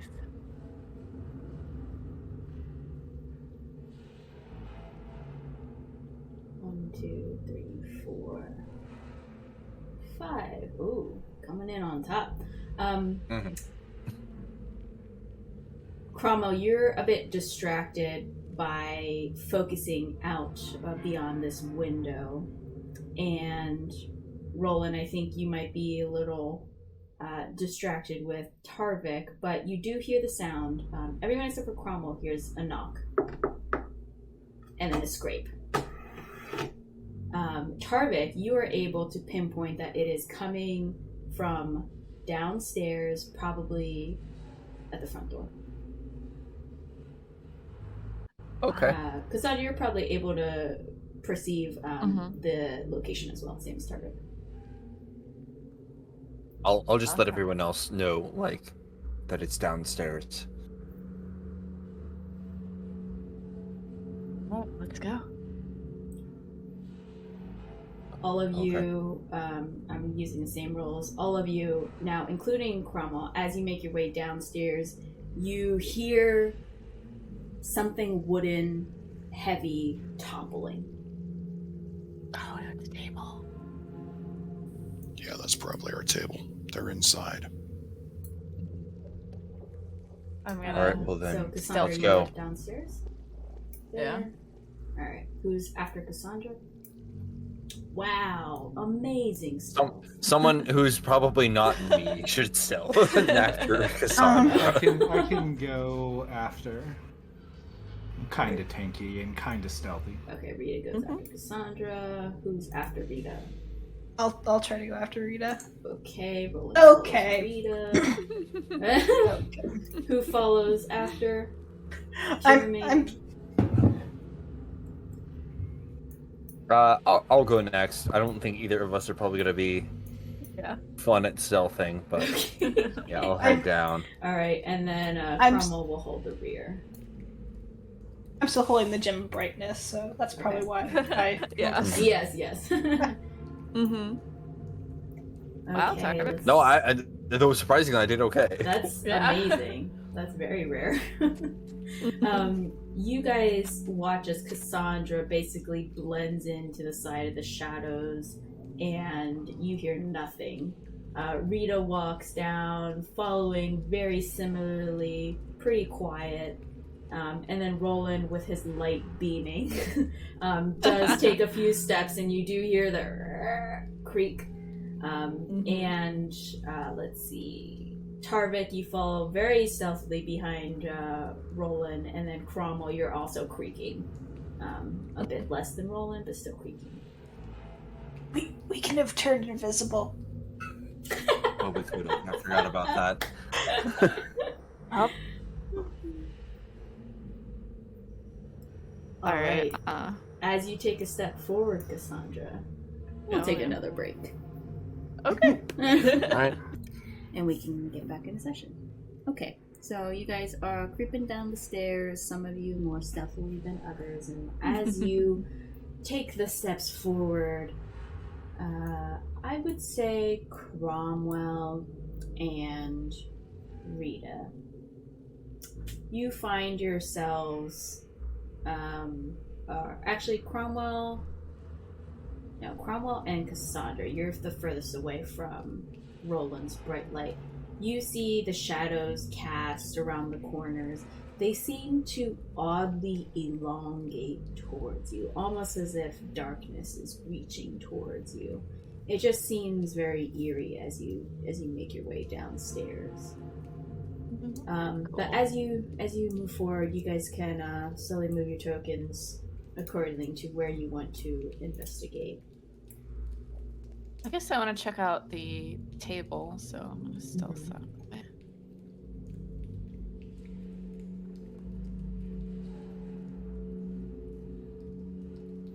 Alright, you move forward here. Oh, go ahead, you feel what? I feel like I'm just gonna plant myself in the middle of the room, holding my Yeah. my gem aloft, and just waiting to see something shadowy that I can use to. You hold the gem aloft, and Cassandra, you round the corner. You're currently at your position. What do you do? I think I'm going to get to the other side of this door and just push it open, but not be like in the doorway. So like hide around the corner. Okay, great. You kind of settle yourself there. What about Rita? What do? You stand with Roland? Yeah, I was gonna move into the middle of the room and pull out pick, and I think I'm just about ready to start trying to cast Detect Thoughts, unless something happens like right now. Okay, so you prep for Detect Thoughts. Am I hearing you correctly? Right, I'm not readying it. I'm just coming waiting. down here, starting to like pull out pick, and then I noticed like Cassandra going over there, and I'm like, oh, she's about to do something. Okay, cool. What about Tarvik?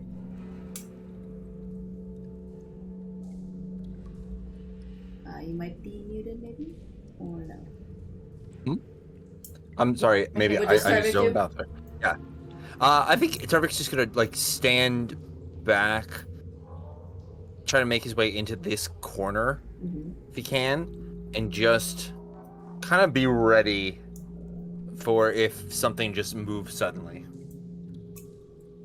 Okay, none of your allies, right? Yeah, no, I'm joking, I'm joking. I suddenly attack someone who's coming down. yeah. No. Anybody who moves, you're dead. Yeah, exactly. Cromwell, what do you do? I think he's being extra cautious, just seeing the shadows. Just Yeah. out of curiosity, he takes his axe Uh-huh. and just slams it against the wall where the shadows are elongating, just to make sure that there's nothing corporeal. Interesting. Yes. You go ahead and slam into the shadow and piercing a few pieces of wood, but it doesn't seem like it hits anything or anything bleeds. But interesting. All right, you Kevin guys grunts. position yourself. You ready? Cromwell grunts. What do you choose to do? I'm gonna creak this door open. All right, Cassandra creaks the door open, and you see the table is toppled over from where you had originally pushed against the window, but you don't see anything in the room from your vantage point currently. I'll tell Roland. I'll like make a hand symbol, like something falling over, and like so he knows that I see that, and then I'll crouch down. So I think she wants me to do. Yeah. I'll just thumbs up you. Yeah. Nice. And then I'll try to peek around. All See right. if I see anything. All right. You peek around and you see nothing in the room. You see the fire blazing. And you just see the table is knocked over. All right, I'll step in. All right. You step in. Go ahead and make a perception check for me. Now that you're in the room.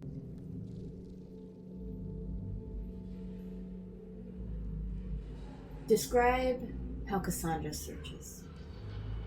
What does Cassandra perceive?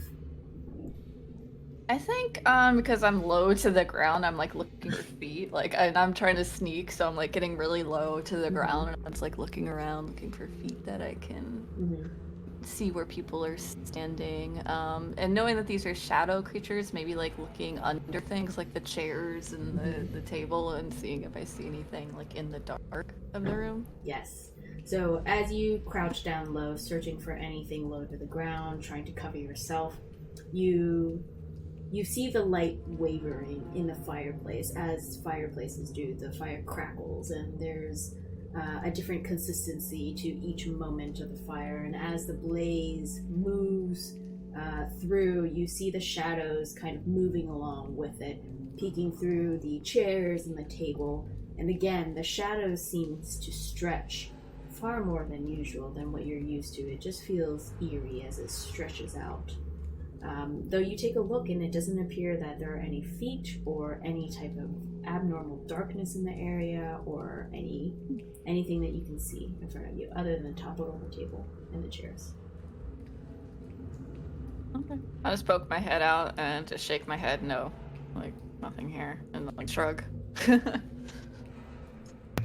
Stand back up. I just imagine Rolen was crouching with his hand up in the air. Yeah, now he's up. Is Cassandra sort of giving the all clear? I'm gonna go ahead and pluck away at pick and cast detect thoughts. Very nice. And That's just radius. start searching for any unseen creatures, including possibly upstairs in the super lonely room. It felt like yeah.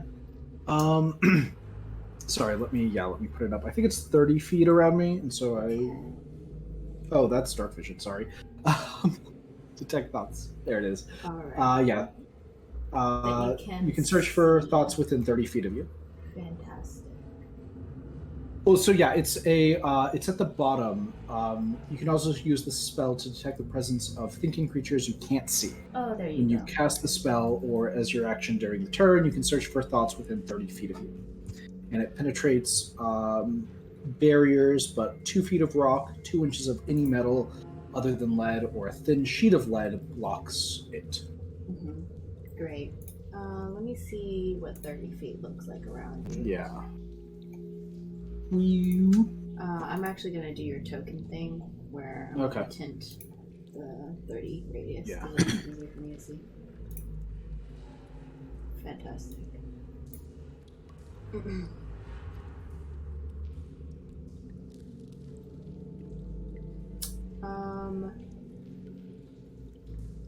Yeah, so do you sense the direction?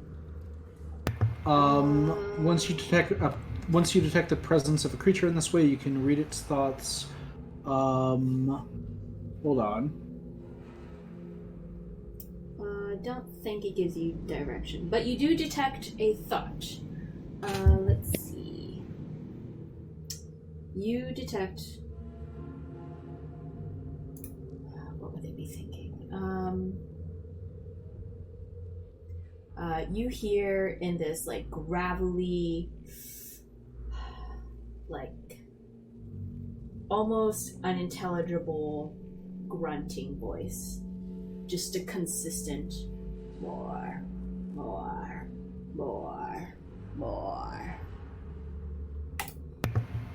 There's something here. And is it just the one? You detect one. Okay. Yeah, there's something in the house. And I just like start looking around. All right, make a perception check for me. All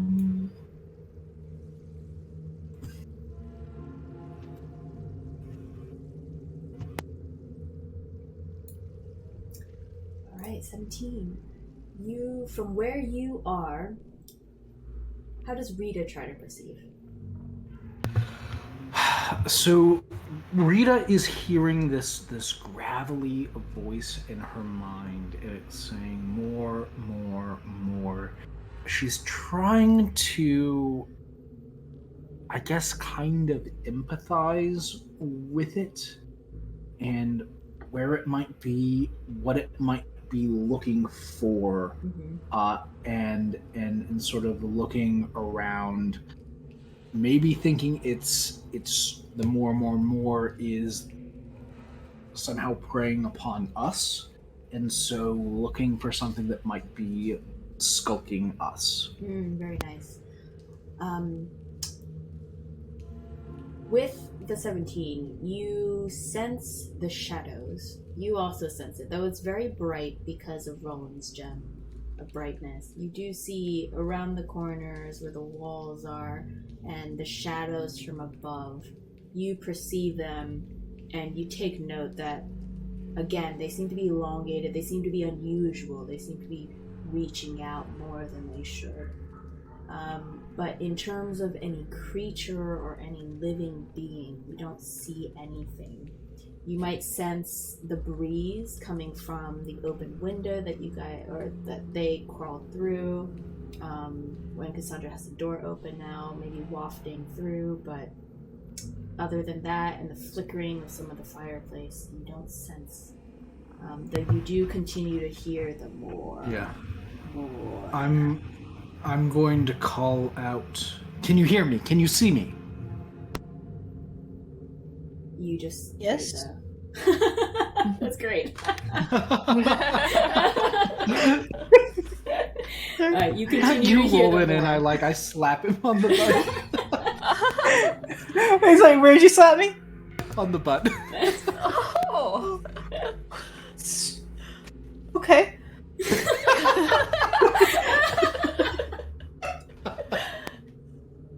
That's so Roland. Okay. Just like panicking, but then just saying, okay. Okay. It's not responding to my words, so I'm going to try probing deeper. And I mean, if someone else is doing something in this moment, I need to, it's my next turn that I can do that. Yeah, let's go, Cromwell, what are you doing? Just really surveying the room, watching shadows, and just honestly readying myself for anything that's coming in after hearing Rita say there's something here. Yes. You feel the hair on your skin prickling as you take in these shadows even more, really focusing and honing in your senses to try and sense something. It is creepy in here. Tarvik, what about you?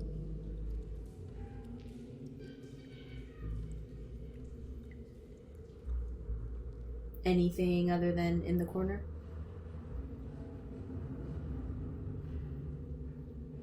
Are you muted?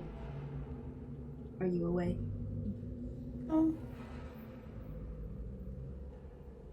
Are you Sorry, I was alive? muted that time. Yeah. Anywho, I would say I'm just looking from the corner. I'm just looking out and just looking for movement of any type, just in the room. Okay. Best I can. Anything I see that outside of the normal people. How about you make a perception check as well? As you stated, you're Okay. actively searching. All And right. how does Tarvik perceive? I think. And actually, I'm gonna use my inspiration on this because you said so. I think that Tarvik kind of looks for is just looking around the room and looking at the small little details of the room, seeing if almost like the comparison of the two pictures, just like what changed between his last look around and which now, and seeing like what are the differences between what would be that. Okay, and then at advantage. Ooh, very good. I love the whole picture difference thing. So, as you kind of analytically look through the room, remembering the small details that you did,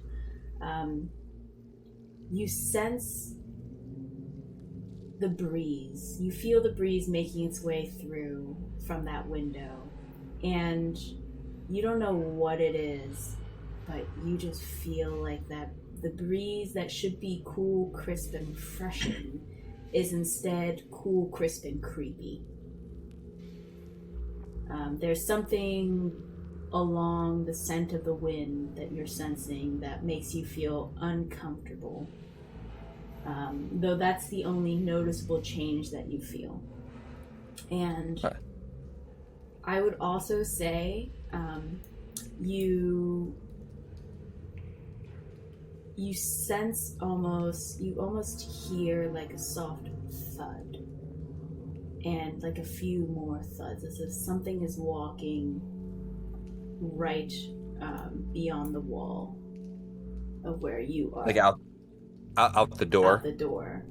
And then I would say, Rita, you hear another voice in your head. So originally you had more, and now you have more.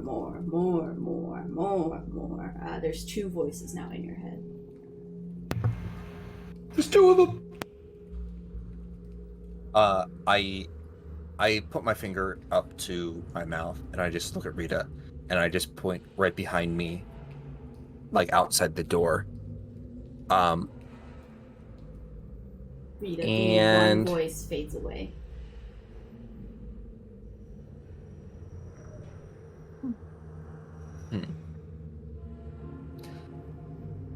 I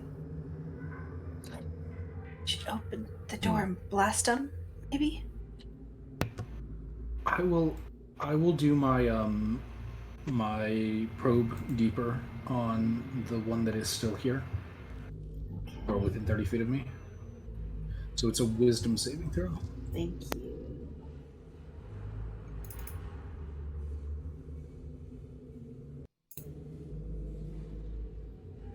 Alright, let me read what you get, because they failed. Okay.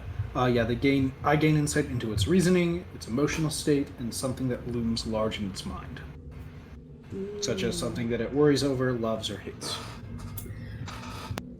Interesting. Okay, so let's go here top. Reasoning. It's saying, or it's thinking,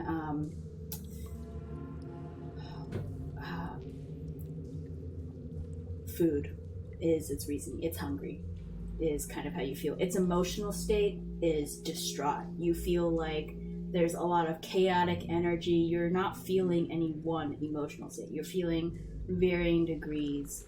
And you feel that part of its chaotic emotional state, it seems to be split. Something that looms over its mind. You sense a lot of love. You feel like familial love, but you also feel anger and hunger and fear. A lot of fear and a lot of just basic primal drive, instinctual drive that seem to be all commingling together. And at the end of this commingled chaotic tunnel is just the thought of increasing more. And so that's the root of the more. Increasing as in procreating or getting bigger, or increasing as in more food, more of them, more numbers. Got it. Yeah. Lots of things. Yes. Cool. Yeah. It knows that I am probing into its mind. Okay. So it's aware of that in me if it wasn't before. Okay. It doesn't change, like, as you probe and as it recognizes, it doesn't change its thought patterns, or it doesn't really care. You kind of gather. Okay. I'm just gonna say I still don't know where it is.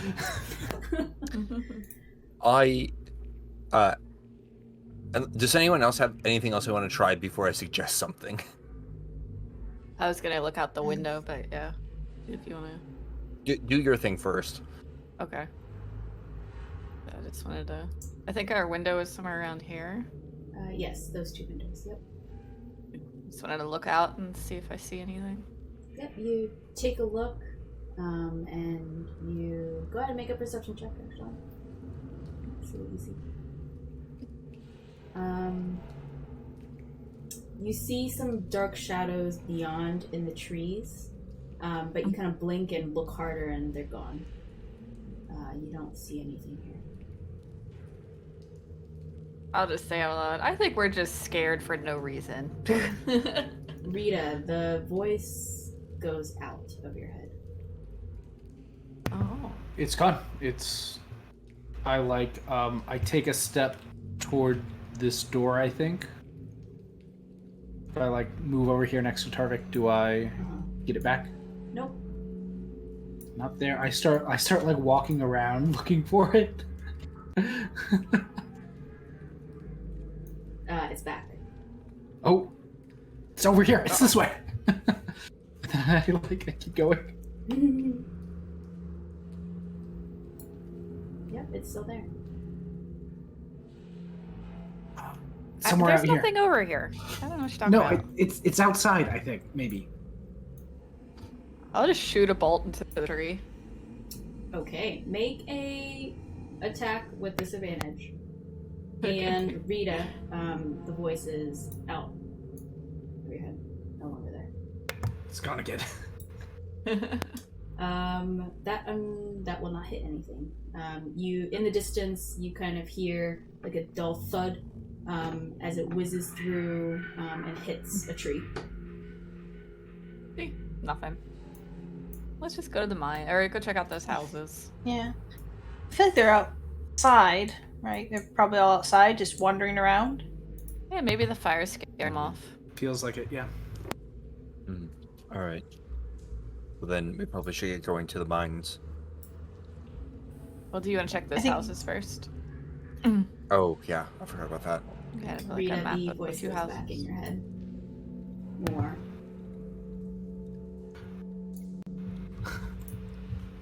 I'm just gonna come Such a over here mystery. as everyone's leaving, and I stick my head out the window. Rita. You want some chocolate? Wow. Lovely. Do you try and look at all, or are you just offering chocolate out the window? Yeah, I'm looking around. I've got Okay. my devil's sight, Uh-huh. and I'm just yelling out the window. Yeah.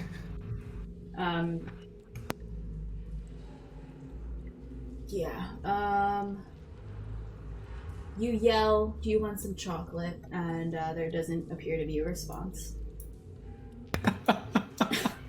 You just hear the more and more voice. Yeah. Yeah. All right. Come back around. Rieta, as soon as you turn around, you notice out of the flick of your eye a darkness dart around the corner. In the house or outside? Outside. So you turn away, but as you're turning away, you see a movement from at the corner of the house towards the left, the left corner.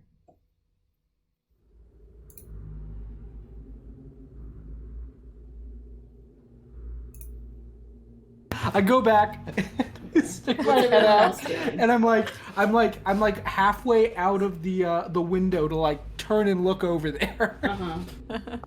What is everyone else doing right now? I'm gonna shout to the other group. I think we're going out this window, so we'll just meet you outside.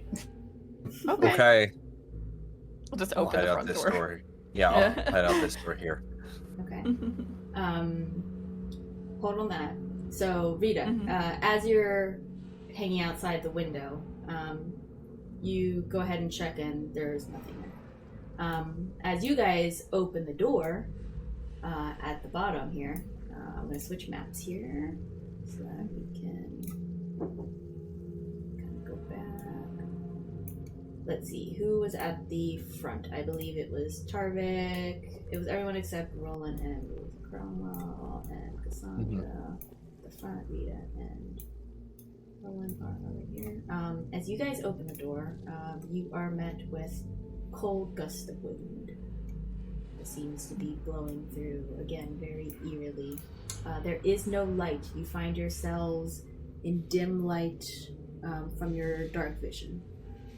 The torches are gone. Oh, yeah. Nice. Okay. All right. Rita, do you Did choose we- to go out further? Yeah, Sorry. I'm like following it around. It was to the left, right? This way? Was to the left, you heard. Yeah, God, I'm the just voice looking- is not in your head anymore. Okay. Fair enough. All right, but you step out. What about the three at the bottom? Sorry, DM, did you mean that the torches are gone, physically gone, or just been put out? Yes, they are Oh, gone. gosh. Oh. Do they eat light? Okay. Interesting. Okay. All right. Well, let's head to. Did Roland show us the map? Do we know where we're going? Or the houses? Yeah. So, Roland, you saw here,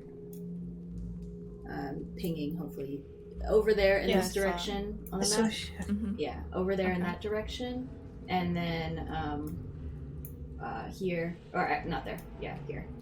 So in this general area is where you saw some X's, and then you also saw one over here. And we saw circles somewhere. The circles, Circles right? and We want to look at X's. circles. So it was like So they're circled kinda all and then over the X'd. On Gotcha. yes. Gotcha. Never mind.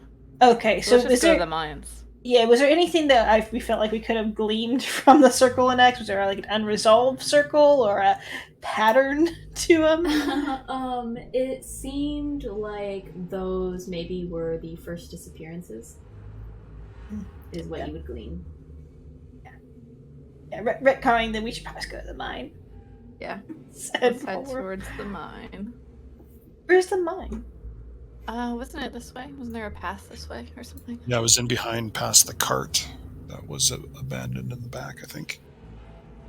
There was a path that way, and then there's another. So it's basically like a Y, this area. So there's the main path that goes right. to the tree, and then there's a left Mhm. that goes to the graveyard, and then there's the right as well. Oh, okay. Then we don't know which way to the mine. I think on the map maybe that you were given. Right. Let me see.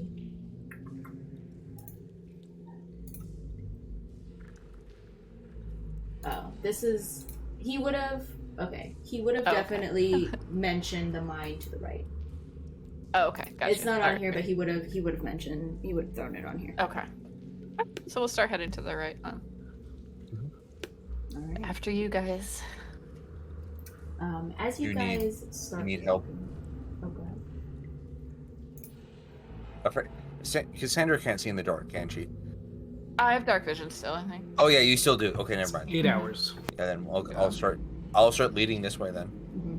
As you guys start walking, Tarvik, you hear a whisper in your ear, in your right ear, very nondescript, but you kind of hear, "You're next." I don't know if you heard my whisper, but I did not. It whispered, "You're next," but kind of like garbled and unintelligible. But you kind of pieced together what that whisper was. Can I ask a question about that whisper? Yeah. Because I might do something more out of annoyance than anything else, depending on your answer to it. Does it sound as if, like, does it, like, because he has a high enough perception, it's kind of, and this is a difficult thing to describe. Does it sound as if it's a whisper from, like, farther away, or does it sound like it's right next to his ear, or does it sound like it's in his head? Great question. It sounds like it's in your head. Okay, that's fine. Yes. So I don't need to do anything stupid yet. Then I'm just going to shrug it off and just keep moving forward. Yeah. Cassandra, you follow Tarvik? Mm-hmm. Yeah, Okay. one more time. You also hear the same kind of garble, though Tarvik didn't share, but as the DM describing it, the same thing to you as well. I'll just like touch my feather really quick and just be like, please protect me. As you move forward, Cromwell, are you just standing at the front of the house? Yeah, I'm just waiting for Rita and Roland to catch up with us. Hi, Cromwell. I didn't find him. Slipped away. Doesn't like chocolate, apparently. That's too bad. We're going to the mine. You might find others that do enjoy it. As you I guys... get out my fake chocolates. I'll ask you guys to stop moving your tokens here, as Tarvik, from this area, you see a shadow moving, and I would like all of you to roll initiative, please. Can you ping again? I did not see Yes. it on my end. Right? This Behind tree, me? This tree that's great. right there. Okay, I will roll initiative.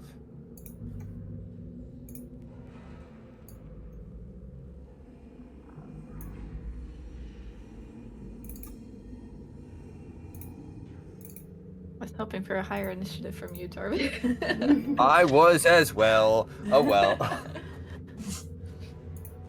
It's fine. I got a plan. Okay. Good, because I don't. Hopefully. Okay. My plan is shoot stuff. Alright, I think I got 1, 2, 3, 4, 5. Perfect, I got everyone. Alright. Let's see. Top is Rolen. You don't notice anything. It's still creepy. So, your conversation with Rita that I cut off. Go ahead. What were you saying? No, I'm kind of following Rita, and they're talking to Cromwell as we come up. But yeah, but if I don't know anything's up, I'm just still holding my light above me. I am looking around for my torch. It's completely gone. No like sign of like debris or anything. Because there was a torch right here by this tree. Yeah, go ahead and make a perception check. Or investigation. It's up to you. Investigation has another 3 on top of that. Yeah, go ahead and roll your investigation. Okay. Okay, Oh. well, that's lovely. It seems like it just disappeared. You have no idea what happened to it. Oh. I'll add this aura to you as well because you have your gem. Alright, so Roland, you're just kind of doing your thing. Cromwell, you're just kind of, you were waiting for them. They kind of came around. Yeah, and then I'll just take my movement now that I saw them come around the corner.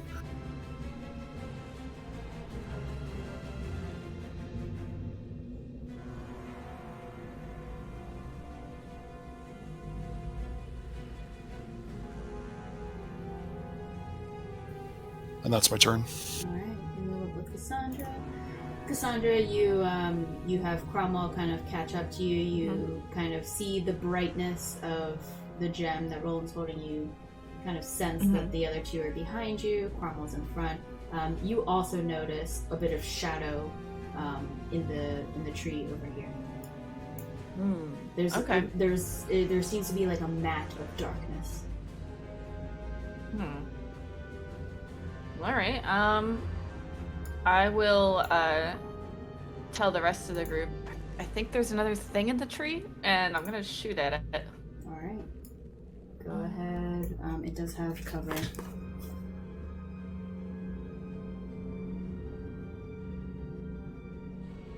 Oh, sorry, I had disadvantage, so it should be normal. Okay, 25. Yeah.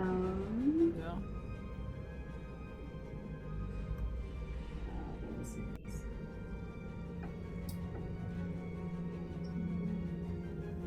Yes, that hits.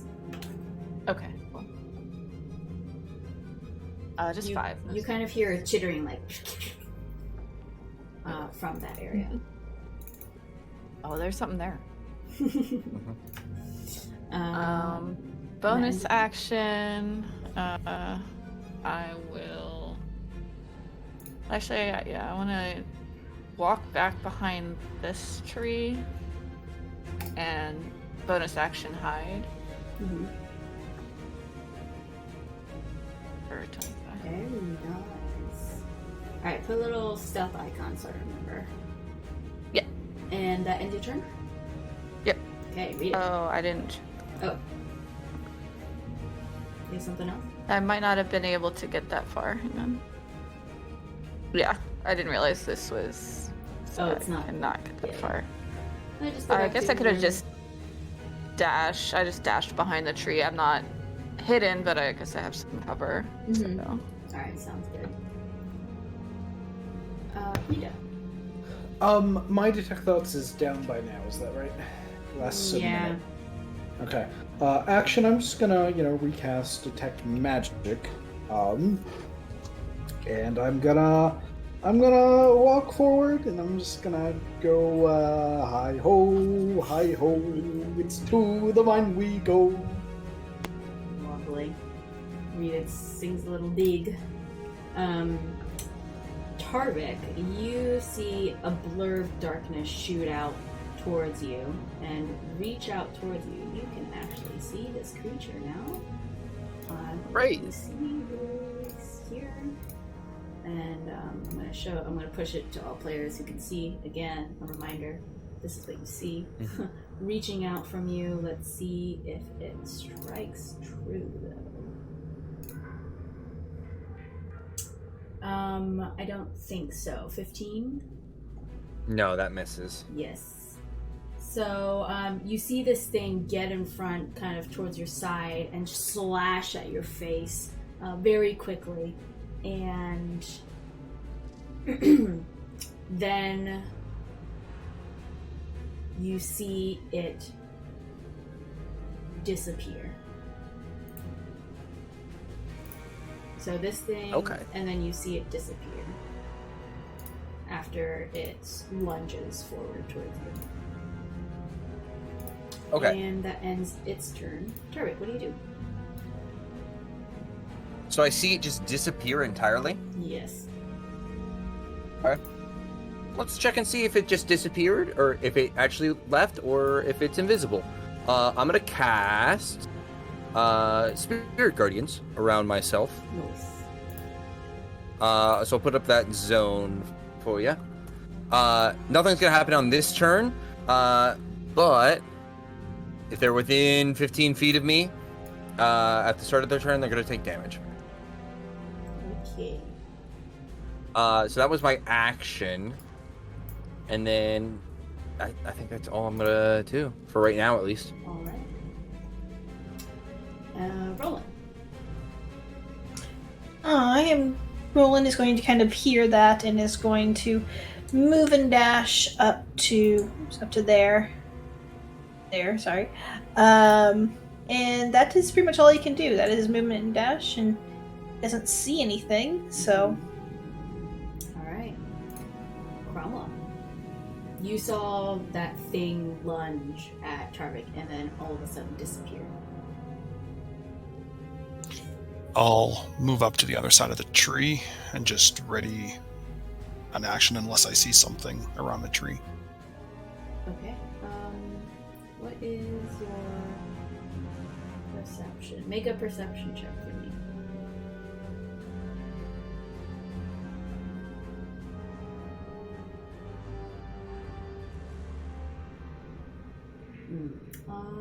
You you take a look around and you don't see anything. Cassandra. Okay.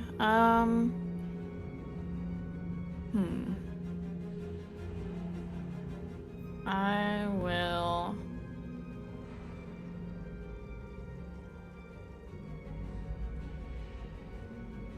And I don't see it either, just No. it's clearly like hiding. Okay, I guess I will just save my crossbow for if I see the creature like that again. Mm-hmm. Alright, so Okay. readying for a crossbow attack. Again, remind me if I missed that. Rita. All right, Rita is just continuing on. I don't think I really perceive the danger, so I'm just walking up. I don't think there's any reason why I would dash, so I'm just gonna walk up and look around. That's it. Mm-hmm. Alright. Staying on the road. True to the scenario. As you are walking, I do believe, let's see, distance-wise, how far you are. Yep, your sight. You see a creature rush Tarvik from the front. Okay. Can I make a wisdom saving throw? Yes, they can. Give me a second. I'm gonna move it to the layer so you can see. Tarvik, you saw it coming from this tree over here. Same with Cromwell. You would have seen it charge towards Tarvik. Let's see. That's a fail. Okay, so it takes 16 radiant damage, and then I don't know how much movement it has. In my zone, its movement is halved. Lovely. Thank you very much.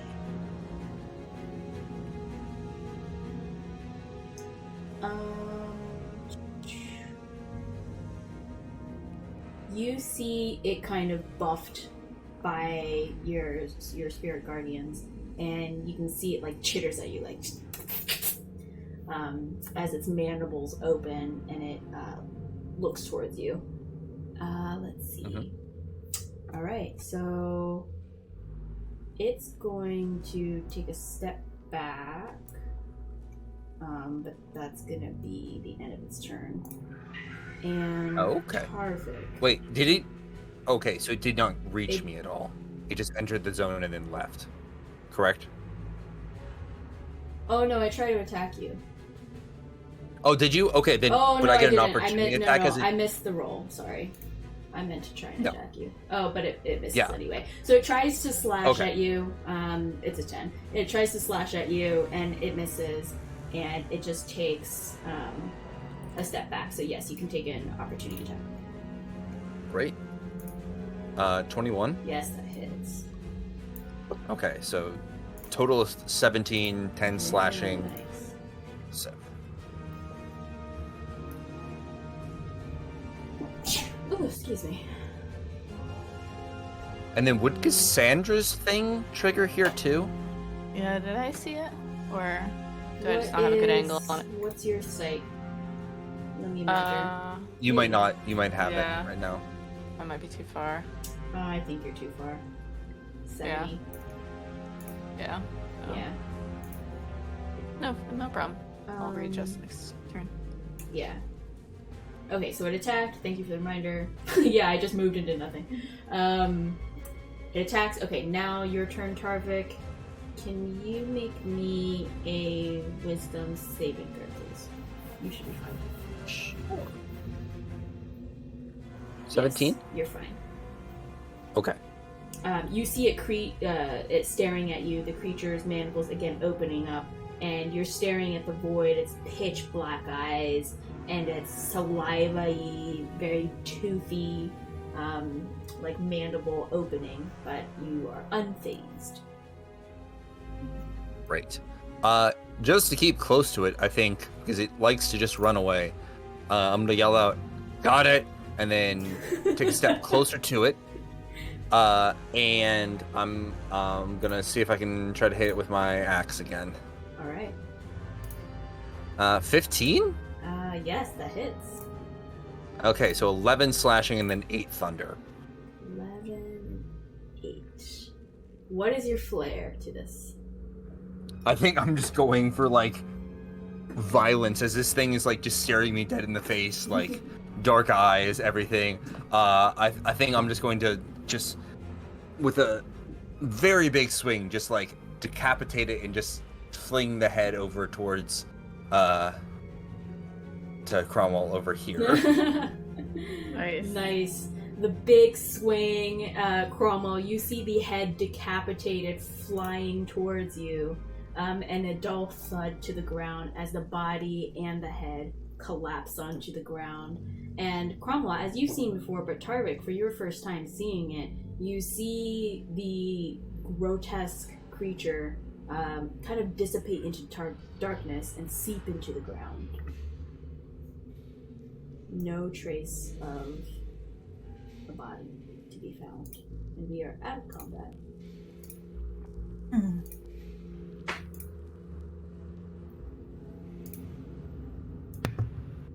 Pick was right. They aren't a problem.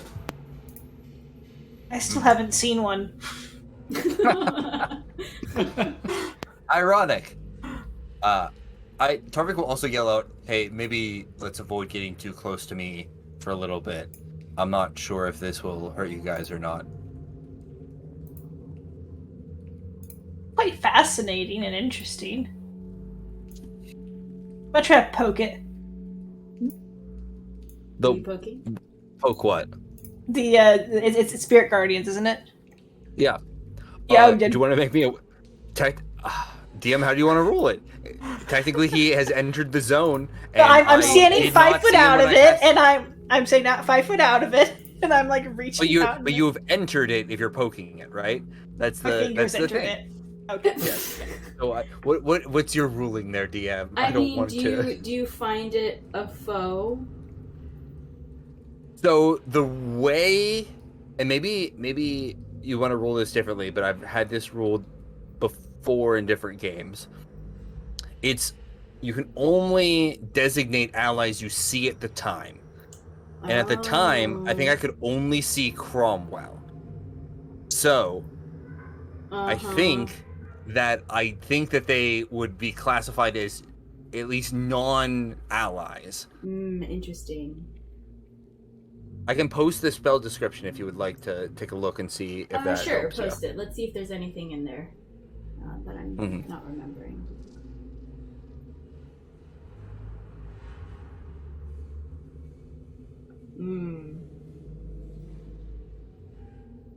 First time I see wisdom saving throw. There was takes.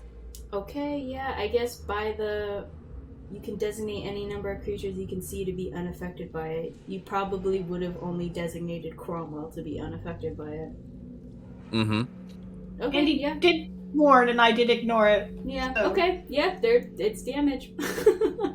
All right. Wisdom save. Yeah, that's a success. Oh, You would there you only go. take half damage. Yeah, that's good. So nice low roll. Okay, so just 5 damage. There 5 you radiant go. damage. Just a little shock. Uh-huh. Yeah, Tarvik, remind me again what your spirit guardians are?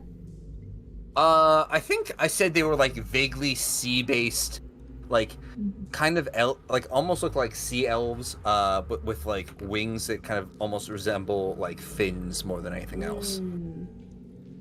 Nice. So yeah, like I said, that's not. Anyway, I got it. Get it? Yeah. Okay, let's get going. I guess I'll take the lead unless someone else really would like to go first. Cassandra. Nah, go for it.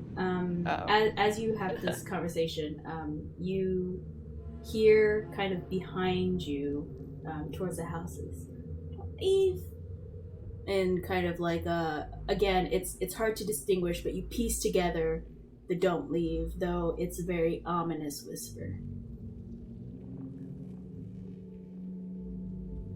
This place is not fun, y'all.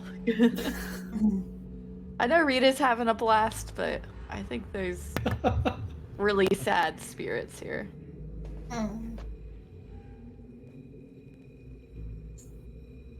Alright, you guys choose to move through. Mm-hmm. In your order right now that you're in? That's Sure. random. Okay.